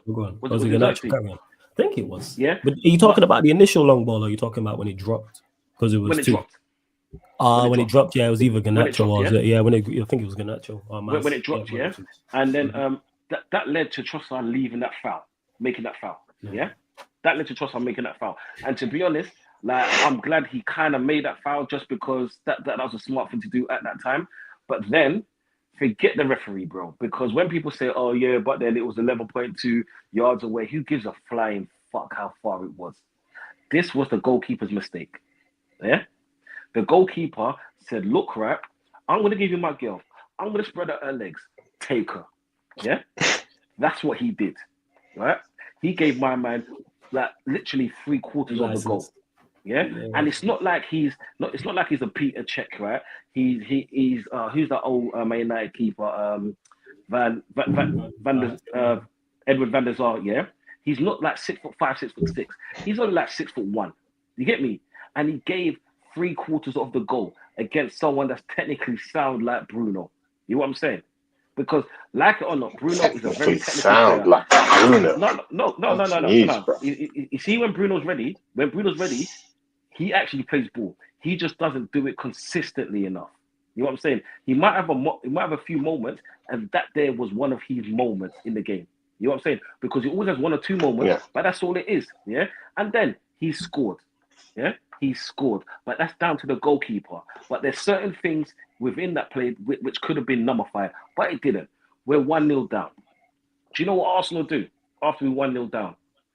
We go back to going left. We go back to going right. It's like a marching band. Rinse and repeat. Rinse and repeat. You know what I'm saying? Then the second half comes, right? Did we play a little bit better? No, because Man United stepped it up. Man United went 10 yards further up the field. 10 yards further up the field, yeah, and stuck it on us, right? Stuck it on us. You get me? Yeah? And then Arsenal, okay, bro, look, right? I saw, who was it? Declan Rice. He scored a banger of a goal, yeah? But then if I'm being very objective now, Man United, that was from their fuck up as well. You don't give a player like Declan Rice, you don't let him spin, get that pass, yeah, and bang it in without any pressure. You don't let him do that. Because Declan Rice is like they're professional footballers. This is their job. Give them space to shoot, they will score. Yeah? Because if that's not the case, yeah, look what Bruno did. Yeah? You give a player with technique, like ample space, they're gonna score. You get me? But then then Man United should have scored again. Yeah? Then they should have scored again. But it's only because Højlund is a joke of a baller. You know what I'm saying? He's probably like factual out of the big teams that's ever won things. So fuck the minute, yeah. The big 5 in my eyes. He's the worst striker to ever grace his boots. He's the worst. In the Premier League. He is the worst striker. And just remember, Man United had like Timberland wearing Lukaku. You know what I'm saying? Right? And I'm telling you, they'll love Lukaku right now. They'll love Danny Welbeck right now because Højlund is dog shit. He is dog shit, bro. Yeah. Oh yeah, Højlund. That's my biggest critique in the manager. Yeah, and then guess what? Martinelli comes on. This pussy, had a beautiful chance, right, to put us back in the game. He was free. It's like, I'm not gonna say it, but he was free, right? Guess what he does? He shoots it at near post, where the keeper is standing, instead of putting it across goal because Trossard was running behind him, running at the back, or on the back post. You know what I'm saying? So when you say Man United defended, they only defended like that in the first half because they knew that if they defend like that, we're not going to offer anything because we cannot break fucking teams down. We've seen it time and time and time again. It's rare that we break teams down like that, and when we do, it's from one of their mistakes or a set piece. You know what I'm saying? And the thing is, our set pieces, we haven't scored a set piece since the first week in January, right? So why are we even mentioning that shit? You get me? We can't go down the middle is because Odegaard cannot. Odegaard, I swear Odegaard is allergic, to going forward at times. He has to go left, right, back, spin around, do a spin around, elbow drop, and a spinning heel kick before he passes the ball. Yeah? Then, who's he going to pass it to? Who? Your boy, the beast. Yeah? Broke back beast. Say your boy. He's not my boy, bro. That's your boy. He's not my boy. Who made him my boy, bro? That's your Come boy. on, guys. You did. He's not my boy, bro. He's not my boy, bro. Come on, man. What are you saying, bro? You know what's crazy, Tony? Even when you're not here, people refer to him in the chat as the beast. People will be like, yeah, the beast is playing. Yeah, I gave him the name. I gave him that name, bro, before he came to the football club. Because you picked him up so much. Oh my God, flawless, man. Okay, bro, it's like this, yeah. You see, man, like us, right? We marinate our food. You get what I'm saying? We let it simmer. You know what I'm saying? We let the marination begin. You just put the food on the fire, salt and pepper it, and say, yeah, this is me. You get me? Bro, that's your thing. Sometimes you need to chill out, relax, and leave the coffee alone. You get me? Yeah, you named him, so that's your boy, blood. It's just like when this push you up, here, yeah, said about Spurs. Now that's his team. You know what I'm saying? Because Flawless always says, yeah, the internet will never lie. You know what I'm saying? I wonder if you would keep the same energy if Merino the Beast scores against Real Madrid 1-0 at home. Bro, I wonder how you're gonna take that in. Bro, before you rant, before you rant about nothing, right? I said that if Zinchenko scores and we win this game, yeah, I'm celebrating that shit. And I'm thanking Zinchenko because at least his stock has gone up so when we can sell the fucking pussy on. You hear what I'm saying? Huh? That's my stance on it. You know what I'm saying? If Marino scores this Real Madrid, cool. I'll take that to the bank. You get me? I'll cash that check. No matter how cheap it is. You celebrate the goal? You celebrate the goal? Of course I'll celebrate the goal. Of course, because yeah, sure, man. Bro, you got to put things into perspective. You know what I'm saying? We're not playing Leicester City here and they score. We're playing big boy Real Madrid with how many friggin' world-class players? Yeah? You got to respect the team that's in front of you. And this goes back to what Flawless was saying and what I was just saying to you, bro. When you're playing against certain teams, yeah, that you know are levels above you. Bro, don't make you. I mean, Dante, come on, man. Come on. I know I'm the scapegoat here, yeah, but come on, don't make yourself look bad. I mean, you said that. I mean, you said that we were gonna beat Manchester United, and now Tony Claude I mean, I've been nailed on the cross for all of our sins. I mean, bro, I can accept it. Tony, see, bro, man, you know me. I can take 2, 3, 4, and no, I can take all criticism. I don't care. You know me, bro. Even the old chat could say I'm crazy and this. I don't really care because none of them feed me. But the thing there is that you said that we were going to win against Manchester United. Suddenly now, you're saying, oh, they're going to keep the low block. You knew they're going to keep the low block. Tony. Did you know that they were not going to win or that they were going to lose? Did you know these things? At the beginning, because what I watched there was haram football. I wanted them to come out. There's a rivalry. I mean, come out and play. Yeah, come on. Band for band, 11 for 11. Come out and play. Yeah. I mean, it's a rivalry. Yeah. All those things thrown out the window. Why keeping a low block at Old Trafford of all places? I mean, it pissed me off, bro. But anyway, I mean, we escaped with a point. No problem, man. I admit it. We escaped with a point, but no problems. We keep moving. Flawless is laughing, man. I mean, he just likes it when two Arsenal fans are just fighting. I mean, with each other, and you know. But I mean, it's all good. It's more you. See. Look at him. Look at the smile on his face, guys. Come on, guys in the chat. Look at that smile, man. Look at that smile, people. Look at that smile. Look at that smile. Flawless, y'all. the gaslighter in chief. Oh my days, he's having The fun reason why down I'm there, man. smiling so much is because Tony was just talking the most, and not just Tony, it was Tony and many other Arsenal fans were saying the most about what they was going to do to us. That's why I'm smiling so much. I said this when I did my match reaction. I was pissed at the draw. I wasn't happy. Should have won the game. 110%. And the fact that we didn't win I the game agree. to us not playing well. And the manager, the only mistake he made was putting on Hoyland. That's the only issue I have. Everything else, I thought. You had the clear-cut chances. I mean, it was amazing, man. So that was it. Well, go on, Dempsey. Tony, can I ask you a question now? Yeah, I did say Arsenal was going to win 2-0, but you're taking everything that I said out of context. You know what I'm saying? You're doing what most chicks do. You hear one little thing and you run with that. You don't even talk about the rest. Yeah, and we've all got chicks that last, so you know what, everyone knows what I'm talking about. What do we need to talk about? You said we're gonna beat them up. I mean, 2-0 is beat them up. No, bro. What are we doing here? What I said, yeah, this is going to be a stink fest because it's all recorded, bro. Go back and watch it. I said this is going to be a stink fest, yeah. I said because I say this whenever we play Man United, and Flawless actually can actually agree with me when I say this. We will win, but it's going to be a horrible fight because no matter how good we are compared to them, this is Arsenal, Man United, right? Yeah.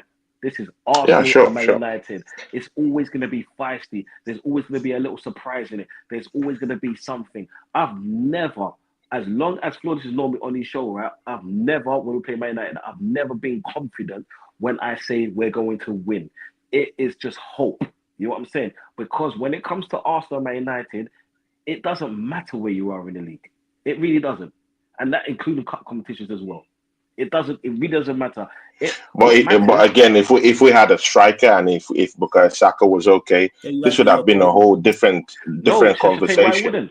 I'll tell you why I wouldn't. Because Man United played so well defensively, and Arteta does the same. But it didn't matter in the first. It didn't matter in the first game we played in the Emirates. We had two fucking. They could go on that low block and we could still beat them because we still had a striker. Bro, we didn't score an open play goal against them in the first fucking game. We scored through set piece anything, but provided you get the 3 points. So why you? I will got the 3 points against them in the reverse fixture. You keep changing the narrative, bro. You need to stick to one thing. You know what I'm saying? You need to stick to one thing because I just said we won. No, I said we won. It doesn't matter. Well, it was true because you were trying to insert that clause, yeah, that it was a set piece goal, and I hear you. But it doesn't matter. It doesn't matter at that point. Set piece goal or not, or open play goal. It was a goal. We got the 3 points, and we had a striker down there who could actually sit down there, and we could use him as a point man. To actually get something in the 18-yard box. So, but I mean, when you're looking at it in the reverse fixture, we had nothing down there. It was just like you said, sideways passing, backwards. I mean, come on, man. No point man out there. So. It makes it a whole lot more different. Mostly when you're playing against a team that's keeping low block and you have no point man to help you out. So that game made me weak, bro. Bro, it doesn't really matter because you got to remember, yeah, whether they play a low block against us, right? If we're looking through your lenses, we should have beat them regardless, yeah, regardless in your eyes, yeah. But the reality is, this is Arsenal, Man United. Yeah, there's a reason why I mentioned certain teams before. When they play each other, all bets are off. All bets are off because the history behind them, because the fans they amp up the game. Yeah, these players know what it means to play against each other. It's funny because Man United can lose their next match, and they won't have the same fight against us. The difference is it's against us. You know what I'm saying? It's against us. Definitely. We came back, bro. Why? Okay, when I'm confident, I'm really confident. Yeah. Why? We came off a friggin' massive victory against against PSV. But then I wasn't confident against beating Flawless's team. Why? What's the difference between the two teams? You tell me. Bro, man. I don't even know, bro. Let them have it, bro. Let them have it. No problem. See why I was happy about the result. You see how your demeanor right now, Tony. See how miserable you are at that draw because you believed you was going to batter us is what brings me joy. As annoyed as I am about us not winning the game, the fact that we created better chances and you lot are the better side and were so confident brings me great joy. That is my victory. Manchester United didn't get a victory, but I did. Because your fans miserable, including yourself. And all that big talk and big chat that you was talking about beating us up and smashing us up and we're dreadful and we're 40 and the roof is leaking and we got rats and our attack is terrible and our manager struggled and all these things are true. You still didn't beat us. That's what made it so beautiful. All the things you said was fantastic, was great. All the things you said was factual. That's why I didn't dispute what you said. Apart from the beat us up, smash us up, I was hearing 3s and 4s and 5. Oh, we're gonna treat you like PSV 7s. Yeah, saying 8s. I was like, huh? Even talking about coming on the show. See, people, at least I'm here taking my grilling. At least TJ ran away to go do his show. I mean, come on, man. I mean, cut me some slack, guys. Cut me some slack, guys. I mean, TJ took off with a show, bro. I mean, I'm here taking it like a man, and you know, bro. I mean, it's okay, bro. You know, I accept it. Hey yo.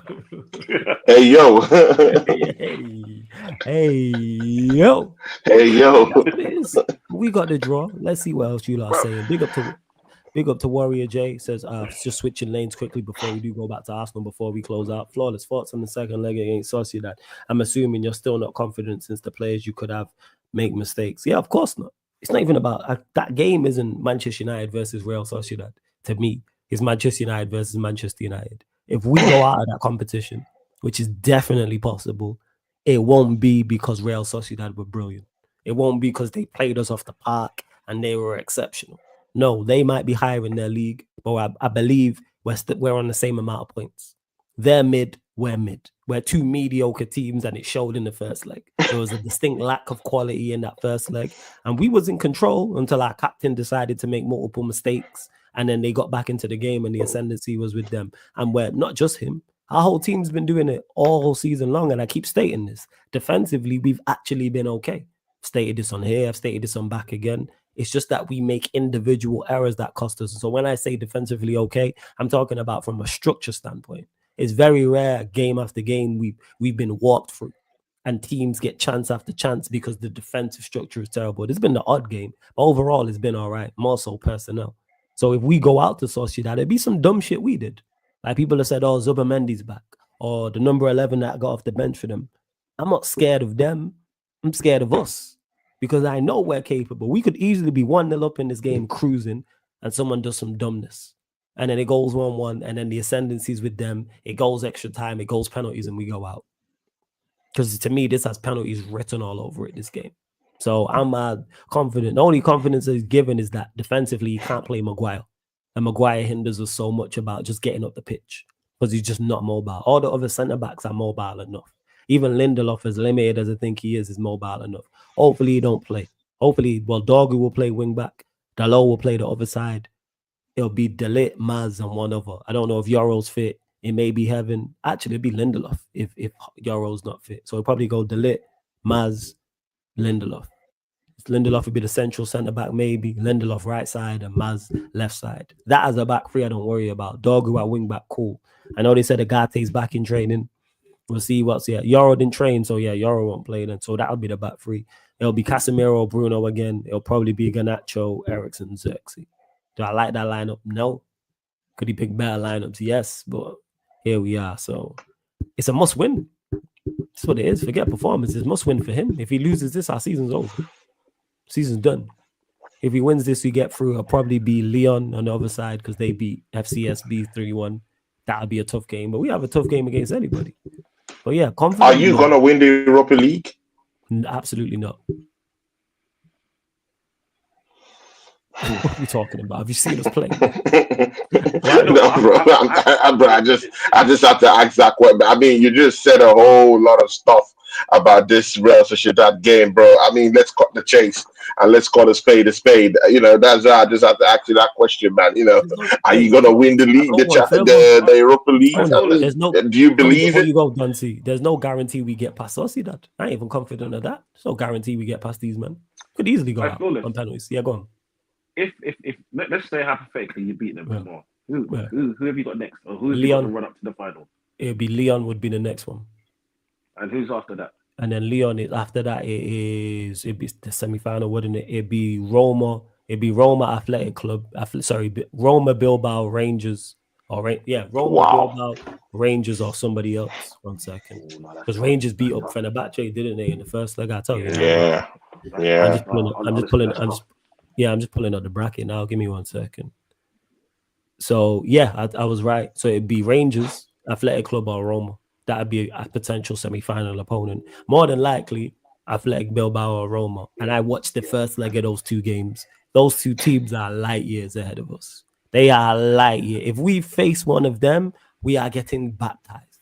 Whether it's Roma or whether it's Bilbao, when I say we're getting baptized, people, not necessarily in terms of result, I'm talking about performance-wise. Like, we are getting them teams are light years ahead of us, the way they move the ball. I was watching the game, I was like, damn, I watched Roma Porto in the round of 32. I watched the first leg. That's why I'm doing the second leg today. Well, today if you're in the UK, because I'm that impressed. It's a smash and grab.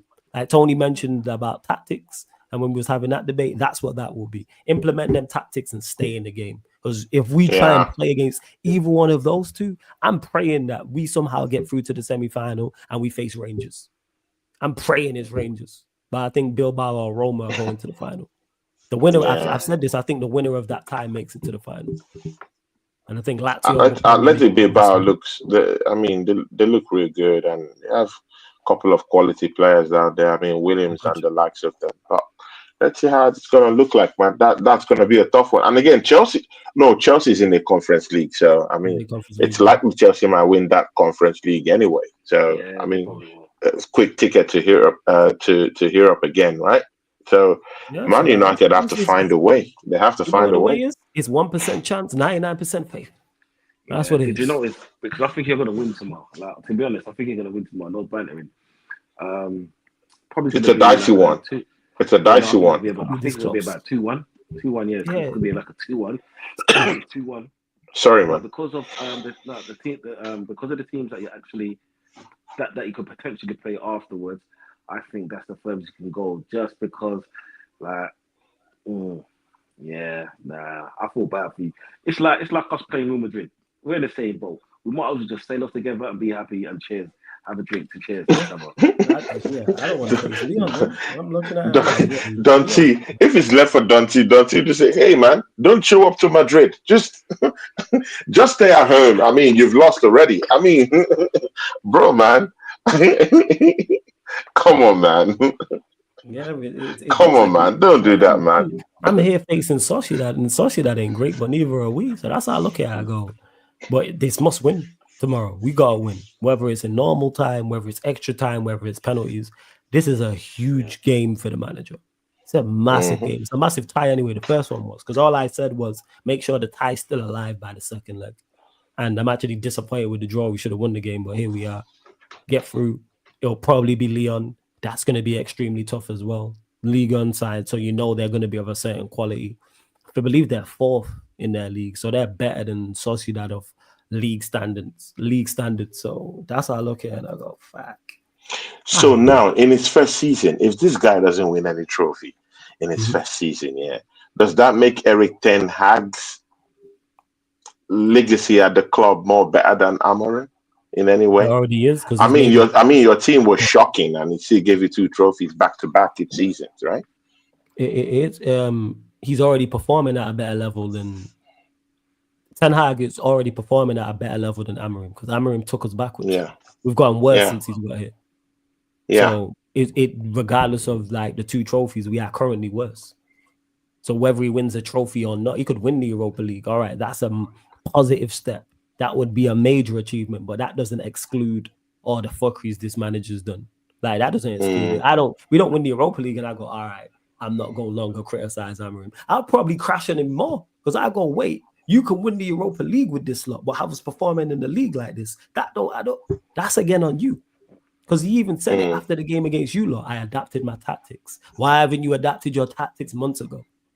Why didn't you do this months ago? That's all I've been asking, is adapting and personnel. But There we are. But you know what, Flawless? It's easier to say that, to come from that standpoint when you get a draw against a team like Arsenal, that's where they are positioning in the league. Because he could have said that against how many losses that you did, but because you lost, no one would actually hear or understand that. You know what I'm saying? It's just like when Veta is like, because I'm not thinking Veta right. It's just an easy analogy. Yeah. Use Veta. Like pause that one. Yeah. When you come from a winning standpoint, it's easy, to be on your high horse. You know what I'm saying? Yes. But then when you've gone through your bad moment, there's certain things you can't say. Even though you want to, there's a lot of things you cannot say because they'll be like, okay, well, the results don't match the performance. That doesn't match what you're saying. So you might as well just, keep it stum and then just get through your interviews, unlike Arteta did the pussy. But it is what it is. You know what I'm saying? Actually.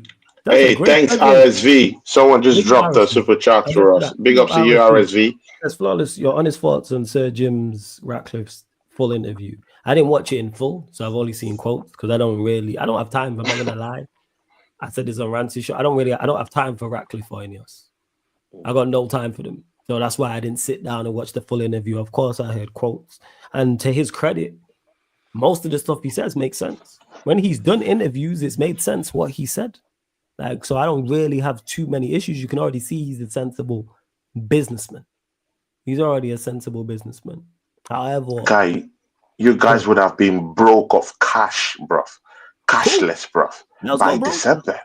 Let us go broke. Bro, man. The revelations in that interview, bro, I was shocked. I'd rather go broke than be with these men. I'd rather be out on the street homeless than live with a gal I don't like. That's what I'm like. Nah, come on, man. But again, there will be no, bro. You can't compare that with the club side, bro. This is an institution, bro. People grew up loving this football club. Because they did. But you know what would happen if we go broke and there's no money? The Glazers will look at that and go, "Wow, there's nothing left. Maybe we should sell." Because there's no money. How difficult to go Wenger out, Tony? Yeah, because people protest, because people weren't going to the matches, people weren't buying the merchandise and all the rest of it. That's how we got Wenger out. You got to remember, the moment it hurts the pockets is the moment things actually happen. If we constantly got in the top four throughout this time, Wenger would still be at our club and not won a single thing. You know what I'm saying? That's it. Yeah, but again, the thing with Arsenal wasn't really mismanagement. With Man United, it was a case of mismanagement of funds. It was mismanagement of how they deal with the institute, how they dealt with the institution itself. The money they were spending wasn't really translating with what they expected on the field of play, and what they have now is completely horrible. It has most of the players have no resale value. I mean, if you want to sell a player like Højlund right now, it's bad investment. Look at Højlund. How much is he in the market right now? Like Flawless. How much would you get for Højlund very low right now in the market? Very, very low. Would you get up to 30 million from him? Probably not. Probably 20. Probably not. Yeah, and that was an 80-something million pounder. He's not even worth that. I mean, it was clear mismanagement of funds. But with us, it's a little bit of a more different thing than the manager thing. Business wise, we're cutting our coat according to our size right now. So we're not bad in terms of financially. Our revenues is looking good. Yeah, the profits aren't coming because of the whole structure of the wages and all of that. But we're not in a bad situation the way Manchester United is. And considering their brand is the third most lucrative in terms of revenue brand, in the world. It's the third most successful one. Yeah. In the world of football right now. Look at their outgoing. You just wonder why they're in that position. Because we have idiots running the football club. That's why. And to this, so in regards to Jim Ratcliffe, sorry to cut you off, Duncy. Yeah, when he speaks, however, is this interview, most of what he says makes sense. My issue is with Ineos is that they did a deal with the Glazers. Enemy, the phrase, the enemy of my enemy is my friend. Like we ain't that. The friend of my enemy is also my enemy. On the flip side, you went and But you should also be thanking them also that they bailed you out, because by December the club would have been, bro. There will be no club for you to actually support. Cool. Let us go broke. Really? Yes. You'd rather see your. Yes. Oh, damn, bro. You know why? Because there's too many people who have an invested interest in Manchester United that allow us to go broke. We're never going broke. There's too many people who make too much money. We are never going broke. Here's the differences. If United are rich broke. So for instance, if you we'll use a millionaire, for instance. There's a difference between us three here being broke and Jay-Z being broke. If Jay-Z has $1 million, he's broke. If one of us has $1 million, guess what we are? Fucking rich. Because our outgoings and lifestyle is completely different. Mad. Chris Rock had a great joke about this when he was talking about the difference between, not even broke, it was about difference between being rich and being wealthy. And he was saying Shaquille O'Neal is rich. The white man who signs his check is wealthy.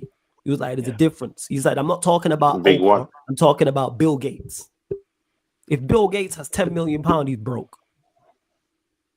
I'm saying the Sheikh Turk who's putting all his money into boxing, he has £2 million or whatever the currency is. I'm not sure what it is over there. Guess what? He broke. So that's what it is. United being broke is one thing, but we're not broke as like Bury Football Club who go out of business. You're not going to see people outside Old Trafford with buckets putting pennies in to try and save the club. £1 Chelsea. Not like that. Yeah, like it's but again, step by step is getting there. I mean, meals have been taken away from your staff in the staff kitchen already in the restaurant. I mean, things that I mean, money has been cut from former players. I mean, and players in the football club.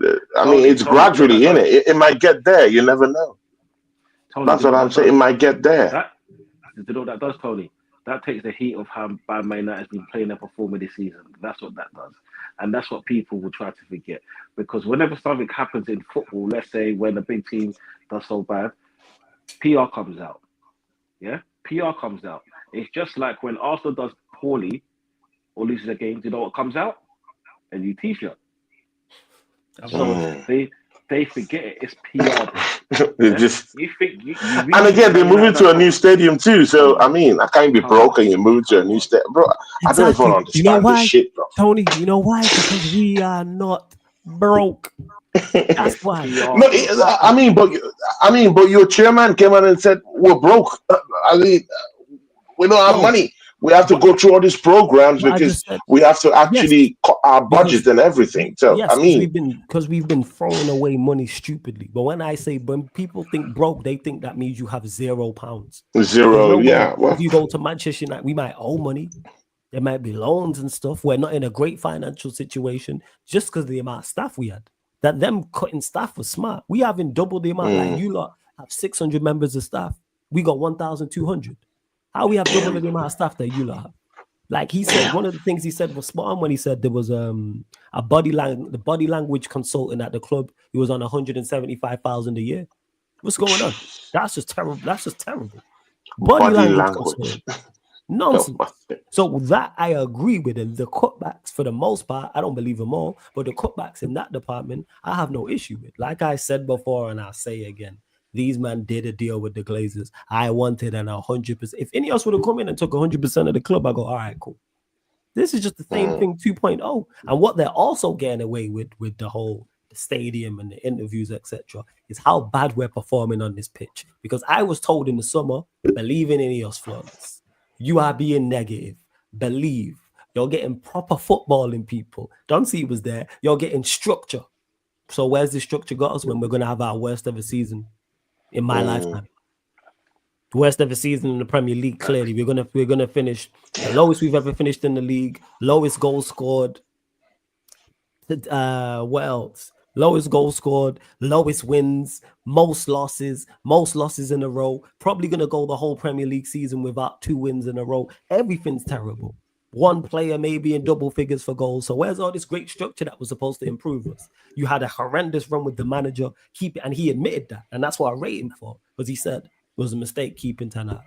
But there's mistakes and there's monumental fuck-ups. You've left your kid at home, and they've left the lights on. They've left the difference. And you at Manchester United Football Club, you cannot make monumental fuck ups. There's certain roles and certain jobs that you're in that you cannot make monumental fuck ups. If you work a minimum wage jobs, guess what? I've worked many of them. You can make fuck ups. I've done call center, hung up on customers, all that. No, it ain't really. But if you are working where you can't make monumental fuck ups if you're a pilot.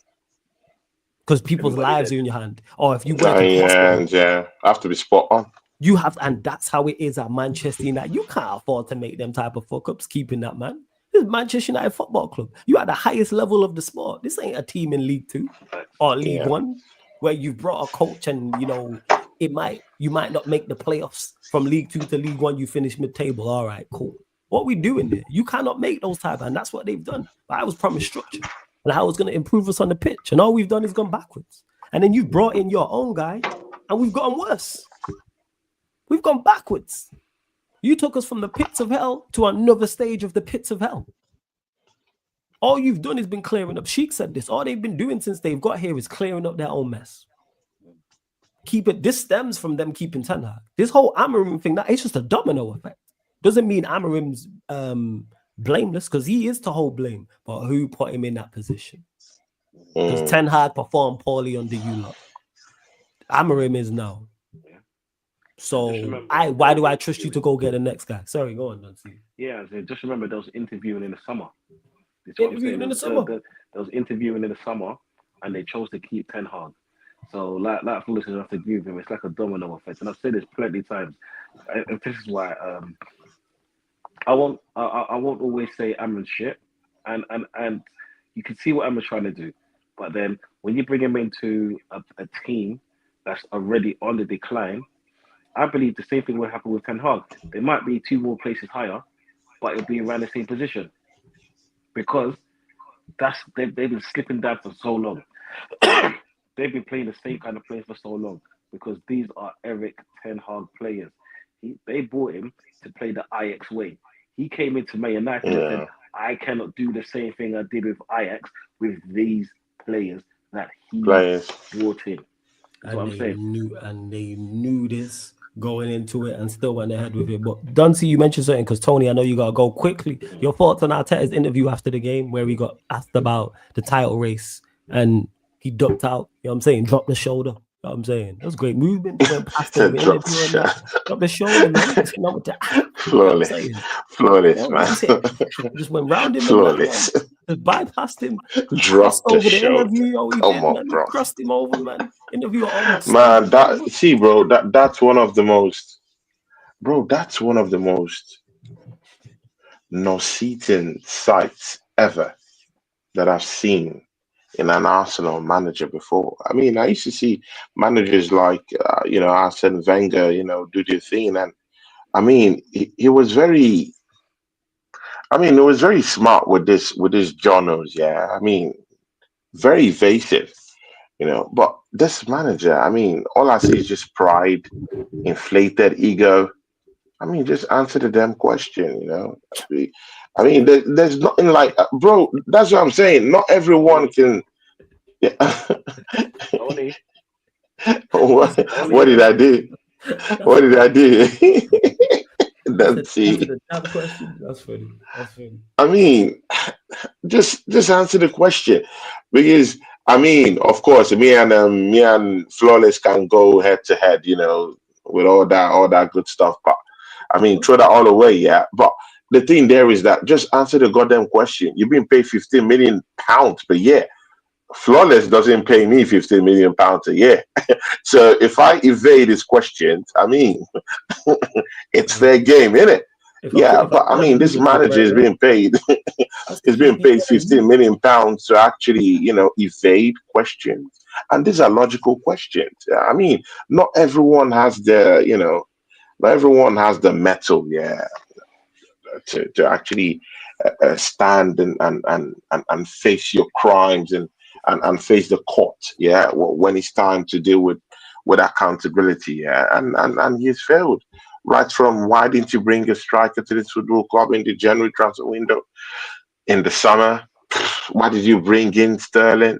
I mean, all these things, I mean, they're lingering, on his head right now, and he has no answers to them. He can't believe it that it's out of the FA Cup, it's out of the Carabao Cup. You know, now he's staring down the barrel in this Champions League. I mean, with Real Madrid. I mean, even he wouldn't fancy his chances going down to Real Madrid to, in this quarterfinal. So definitely he knows that, it's a trophyless season. So, I mean, just stay there and answer the question, man. But the ego kicked in, and I don't know, man. For me, that's a sackable offense. For me, Damn. standing. I mean, stand and face. I mean, face the music. Face the music. I mean, you lay your beds. I mean, lie on them. It cost it. All these things. See, all the division in our football club right now. Yeah, it's this manager that's cost it, because we still have some people in this our fan base that still want this manager because me, see, guys, one thing people don't really understand is that I really love this club with a passion, guys. Yeah. So whenever maybe people like Flawless are actually trying to, to, make a mockery of my football club, I stand up to it because I love this football club. I grew up, bro, I was born into this football club. My father's an Arsenal fan, mom Arsenal fan, wife Arsenal fan, I'm an Arsenal fan, brother, sisters Arsenal fan. So, I mean, this is tradition for me, per se. So, and it comes with a whole lot of baggage at the same time. I love this club, and seeing where we're going to, man, I mean, it's such in a, bro, it's in a pitiable state, man. It's a mess. So, I mean, to just see Mikel like that, to just walk out like that with no accountability, no one holding him to ransom about what he just did. Bro, he's escaped with it, and bro, he won't take responsibility for doing that, man. I mean, it hurts me because this is a football club I really love with a passion, and to see him just walk out like that disgracefully with no accountability, man, shocks me. Totally distasteful. Right, Horrible. Hey, but Tony, I know you gotta go. So before I get to that super chat, RSV, big up for that super chat and the one before as well. Let them know where they can find you, what you got coming up for the rest of the weekend, all that good stuff. Yeah. In the chat, big up to RSV, man. Thanks for the super chat, man. Thanks for supporting the channel. Big up to you. Eddie was in the chat today. Big up to Warrior J all the time. Big up to you. Kaneki was here. Big up to you. Every other person that was in the chat today. Big up to you guys. Yeah. I'm sorry. No big time rough talk today. I mean, reality has just set in. Hey, you got the rice treatment paired with Real Madrid. Got a draw against Man United. I mean, there's nothing to. Just have to take your fate. Where you stand. So I mean, Veta is there laughing as if his team is doing something. But no problems, man. Shout out to everyone. I mean, you can check me out. I mean, Vita is in the charts, man. I mean, hollering. Come on, man. Hollering. Big ups to Vita, man. Every other time. Oh yeah, Vita. I'm gonna shout you about this week as well, Vita. I'm gonna shout you about this week. Yeah. So I'll be with Oregon Gunner. If Dante's free, to pop up. This Sunday if he's free. Yeah, if he's free, and I got some couple of people coming in. Bands of Waffle TV should be coming up on Wednesday next week. Me and the Southern Gunner will be having something. Of course, the Southern Gunner, I've seen a couple of my shows. I mean, he saw me when I said that the stars would align, and I mean, he's pissed with me. I had a fairy show with a very first battle with Northside yesterday. Northside LDN, my brother. He has losing the strings just a little bit and brought me into his channel too, because I've been having shows with him. But I mean, he got pissed off when he saw that I said, that the stars are aligning, and he gave me a chance to come defend myself. And I had to go down there, and lo and behold, Lee Gunner was down there waiting for me.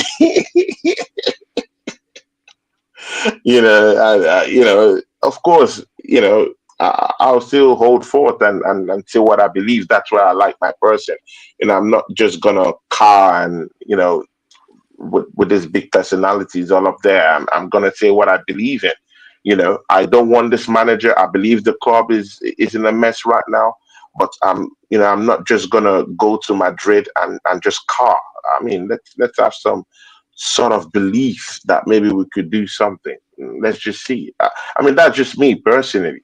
That's just me personally. I don't believe in quitting before I get a crack at the enemy. I mean, it could be David, it could be Goliath. It could just Yo, Vader, I'm sling gonna shout you that tonight. stone. I'll shout you tonight, Vader, as well. I'll send you a message tonight. Sorry, go on, Tony. Go on. You could sling that stone, yeah. You could sling that stone, and could just hit the Goliath. Dante, Flawless. Arsenal must still be that David, yeah, that might just sling that stone Hey, just what's that crazy, shot in the Tony? dark. Who was talking that David Goliath stuff versus Real Madrid? Hey, our Vader. Canadian friend in the chat, man, Vader. He was saying the same thing. David versus Goliath, man. Hey, man, the stars. So I mean, we could just sling that stone, and maybe something will happen. Let's see. Let's see. With the Nothing's gonna intensity I saw happen. that matchup Arsenal today, gonna pack it up. might not happen. But let's see. I refuse to back down until I see that first leg.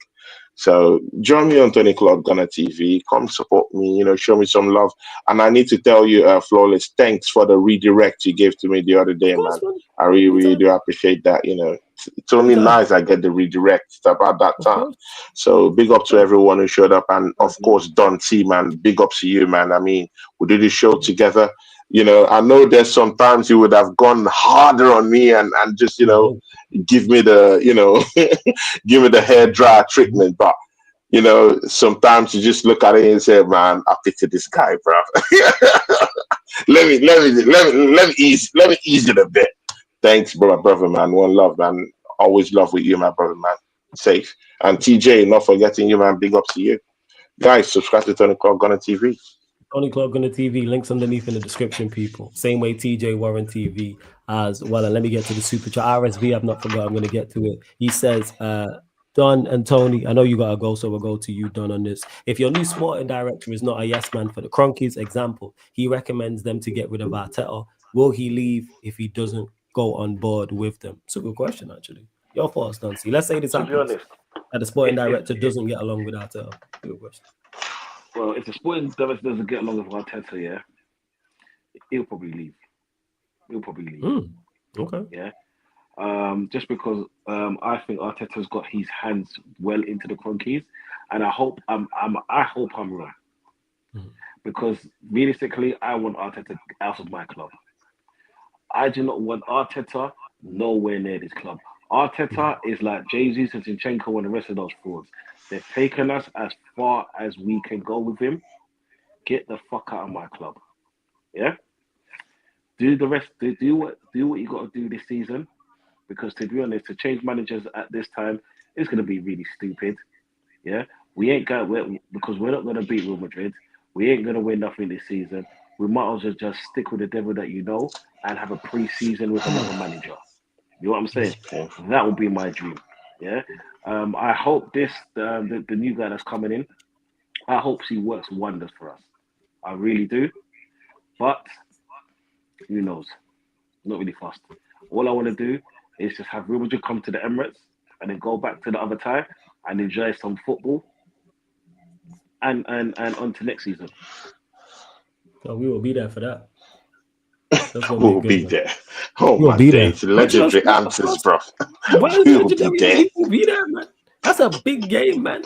Arsenal, Real Madrid, quarterfinal Champions League, first leg, as you say, at the Emirates. You know what I'm saying? As you say, Tony. Emirates. Bro, come on, man. It's your stadium that's filled with rodents, bro. My stadium has no rodents. They don't.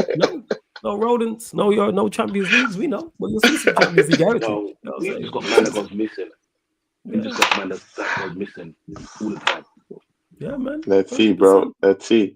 But yeah, you want to respond? I thought you was going, Tony, but if you want to respond to this from RSV, no. See, it's simple. The guy's an Italian. seeing him as a serious guy. Anyone that has been in a boardroom with Diego Simeone, I respect that guy.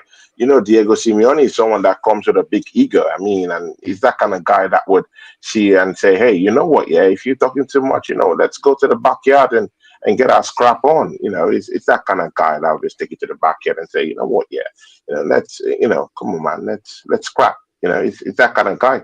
So you have to be a very tough figure to be able to deal with that kind of personality. Most of the people that have all those kind of multiple personalities like that. So, and he's a serious-minded kind of guy.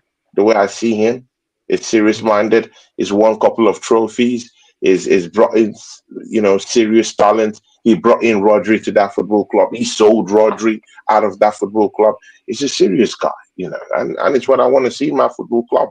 Someone that will come and actually truncate this, this rotten putrid culture in my football club. Yeah, that would rather give Sterling a new lease of life than go bring in a winger that would help us out in this football club, that will bring in Kai Havertz from Chelsea Football Club and also strengthen Chelsea Football Club with about £65 million down. Yeah, bro, lots of atrocious, crimes, have been going on in this football club. William, bro, I can name all of them. So we need someone who will come here, bro, and change the culture, because, bro, it's stinky. It's stinky. And something needs to change. It needs to change, bro. It needs to change. Bro, see, man, imagine without a striker. Bro, without a striker. Without a striker. Bro, without a striker. No, bro, jokes apart, man. Let's be serious, bro. With no striker. Well, it doesn't make sense, man. I will be going against the big Hydra monster, Real Madrid, without a well-known striker. Without a striker, anyway. That's it doesn't make sense, man. This is exactly how Veta was talking about Real Madrid as well. It's crazy. The parallels. David and Goliath. Crazy, bro. The monster that is Real Madrid. The only thing we've not done is we must stop them and come together and all this stuff and all this rubbish. Nah, but there's no chest. Come on, man. Even Man City had strikers that that could beat their chest and say, you know what? Yeah, let's have some confidence. Let's have some confidence in ourselves. Man. We have Haaland, we have Rodri. We have capable players that could be able to take us there, and they did it. At the time when they did it. But Arsenal, we have nothing, completely nothing. We're just going by hope. And I would like to latch onto that hope. That's it. Naturally, that's me. I don't like giving up. Before any failure. With you, Tony, die on your shield. Die on your shield. Just Captain America settings, man. Die with your shield. Yeah, something like that, brother. Captain America settings, yeah. So that's just it, man. Tony, let me get your scoreline prediction, please, for the Chelsea game. Obviously, you lot face Chelsea on the weekend, Sunday's game. I'll be like Don T now and just say it, because that Man United game, it humbled me. Guys in the charts, I'm humble right now. I would just say a 2-1 win for Arsenal. Okay, so I'll be humble with it. 2-1. A 2-1 win. And that's because we drew against Man United. I think maybe the urgency will be there so that the gap won't look so extra ridiculous. Well, let's see, man. Let's see. I think 2-1. What are you saying, Don C, is this Chelsea travel to the Emirates? Before I say that, Tony, just remember Liverpool's gonna drop points in it. No, but they drop points. They drop points. We didn't take our chances. We didn't take our chance, bro. We had the chance of getting five points within Liverpool. We fluffed our lines. I've got the predictions written down. Don't worry about that. That was good. That was good. It was entertaining. 1-1. You saying 1-1? 1-1. Yeah. Okay. All right. I can't see us scoring. I can't see that Chelsea scoring. It's 1-1. Okay, and then after that, you don't play till the 1st of April because it is international break. So you lot have been asking, so I can announce this now. I'm going to talk to Duncy. I'm going to talk to Tony. I'm going to talk to TJ. You will be getting the crossovers in the international break. So you lot have been asking for the Gonna Talk from the Arsenal podcast versus the Yardman podcast. So I'm going to talk to these three. I'm going to talk to Javon, Lex, and Kaneki, and we're going to make that happen, people. So we're going to dot all the I's, cross all the T's, get the date and the time set, and we get the thumbnail made up and all that type of stuff, get the edit for that, and have the logo of the Arsenal show, logo of the Yardman show, and because you lot have been asking for it during the international break. So you'll get that. There'll probably be another crossover. I'll get some special guests on during that week as well on the other shows also, because this show will be moving people as well. So it'll be Saturdays. Saturdays, the show will be moving to, but this will be after the international break, people, that you'll get the show on Saturday, because it works better for Tony Dunsey and TJ as well. So like I said, I'll talk to them and get that pattern so you lot can stop asking them about, oh, when we doing a crossover? Like, we have to let it marinate. I'm saying you have to let him marinate, and now you lot go and get the show. The crossover gonna be epic, and I know it's gonna be at least 2.5 hours. Hey, long, yo. so yeah, you already know, man. You already know it's gonna be a crazy one. Big up, go on, Nancy. Big up, you know when you do that show, yeah, you got to do a timeout session because no one is going to be able to speak. You know. Yeah. I'll make sure everyone can chat. Yeah, I'll before everyone starts, I'll be like, right, this is what we're doing. Like, all right, let's such and such talk, and then go in and do the there and that, and then because it's gonna be a mazza like that. That 3 versus 3 is gonna be crazy. But people, love to everyone who was locked in. Big up to RSV for both super chats. Big up to my bro. Big up RSV. Really appreciate that. That we're gonna redirect over to Sheik as well, because they're currently running WWE 2K25 people over on Sheik's YouTube. So but I'm not stopping tonight yet, people. You're gonna get another live stream from me, but not here on the YouTube. It'll be live in the playback. NBA regular season watch along, Minnesota Timberwolves versus the Denver Nuggets, people.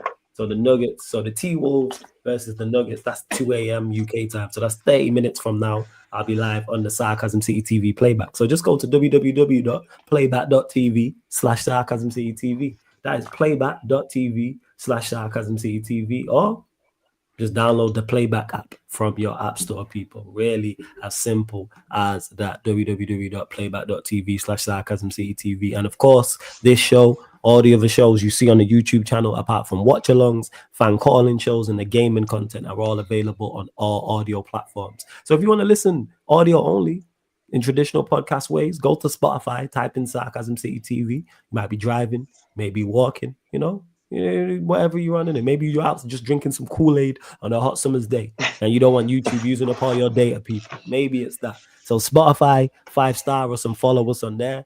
Same with iTunes, Apple Podcasts, SoundCloud, or wherever you listen to podcasts. But like I said, we're going to redirect over to Sheik. I'm just making sure this is set up because the YouTube studio has been messing Big up, Sheik.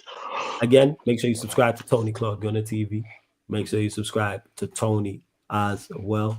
1 second, I'm just making sure this is set up because YouTube Studio has been playing up over the past couple of days, right? So we're redirecting over there. All I need you lot to do is put Sarcasm City TV raid in this chat, hit the like button on the video, and subscribe over there. But this has been the Manchester United Arsenal podcast. Man United pod meets the Gunner Talk from the Arsenal pod live on the Sarcasm City TV YouTube. Thank you very much for tuning in.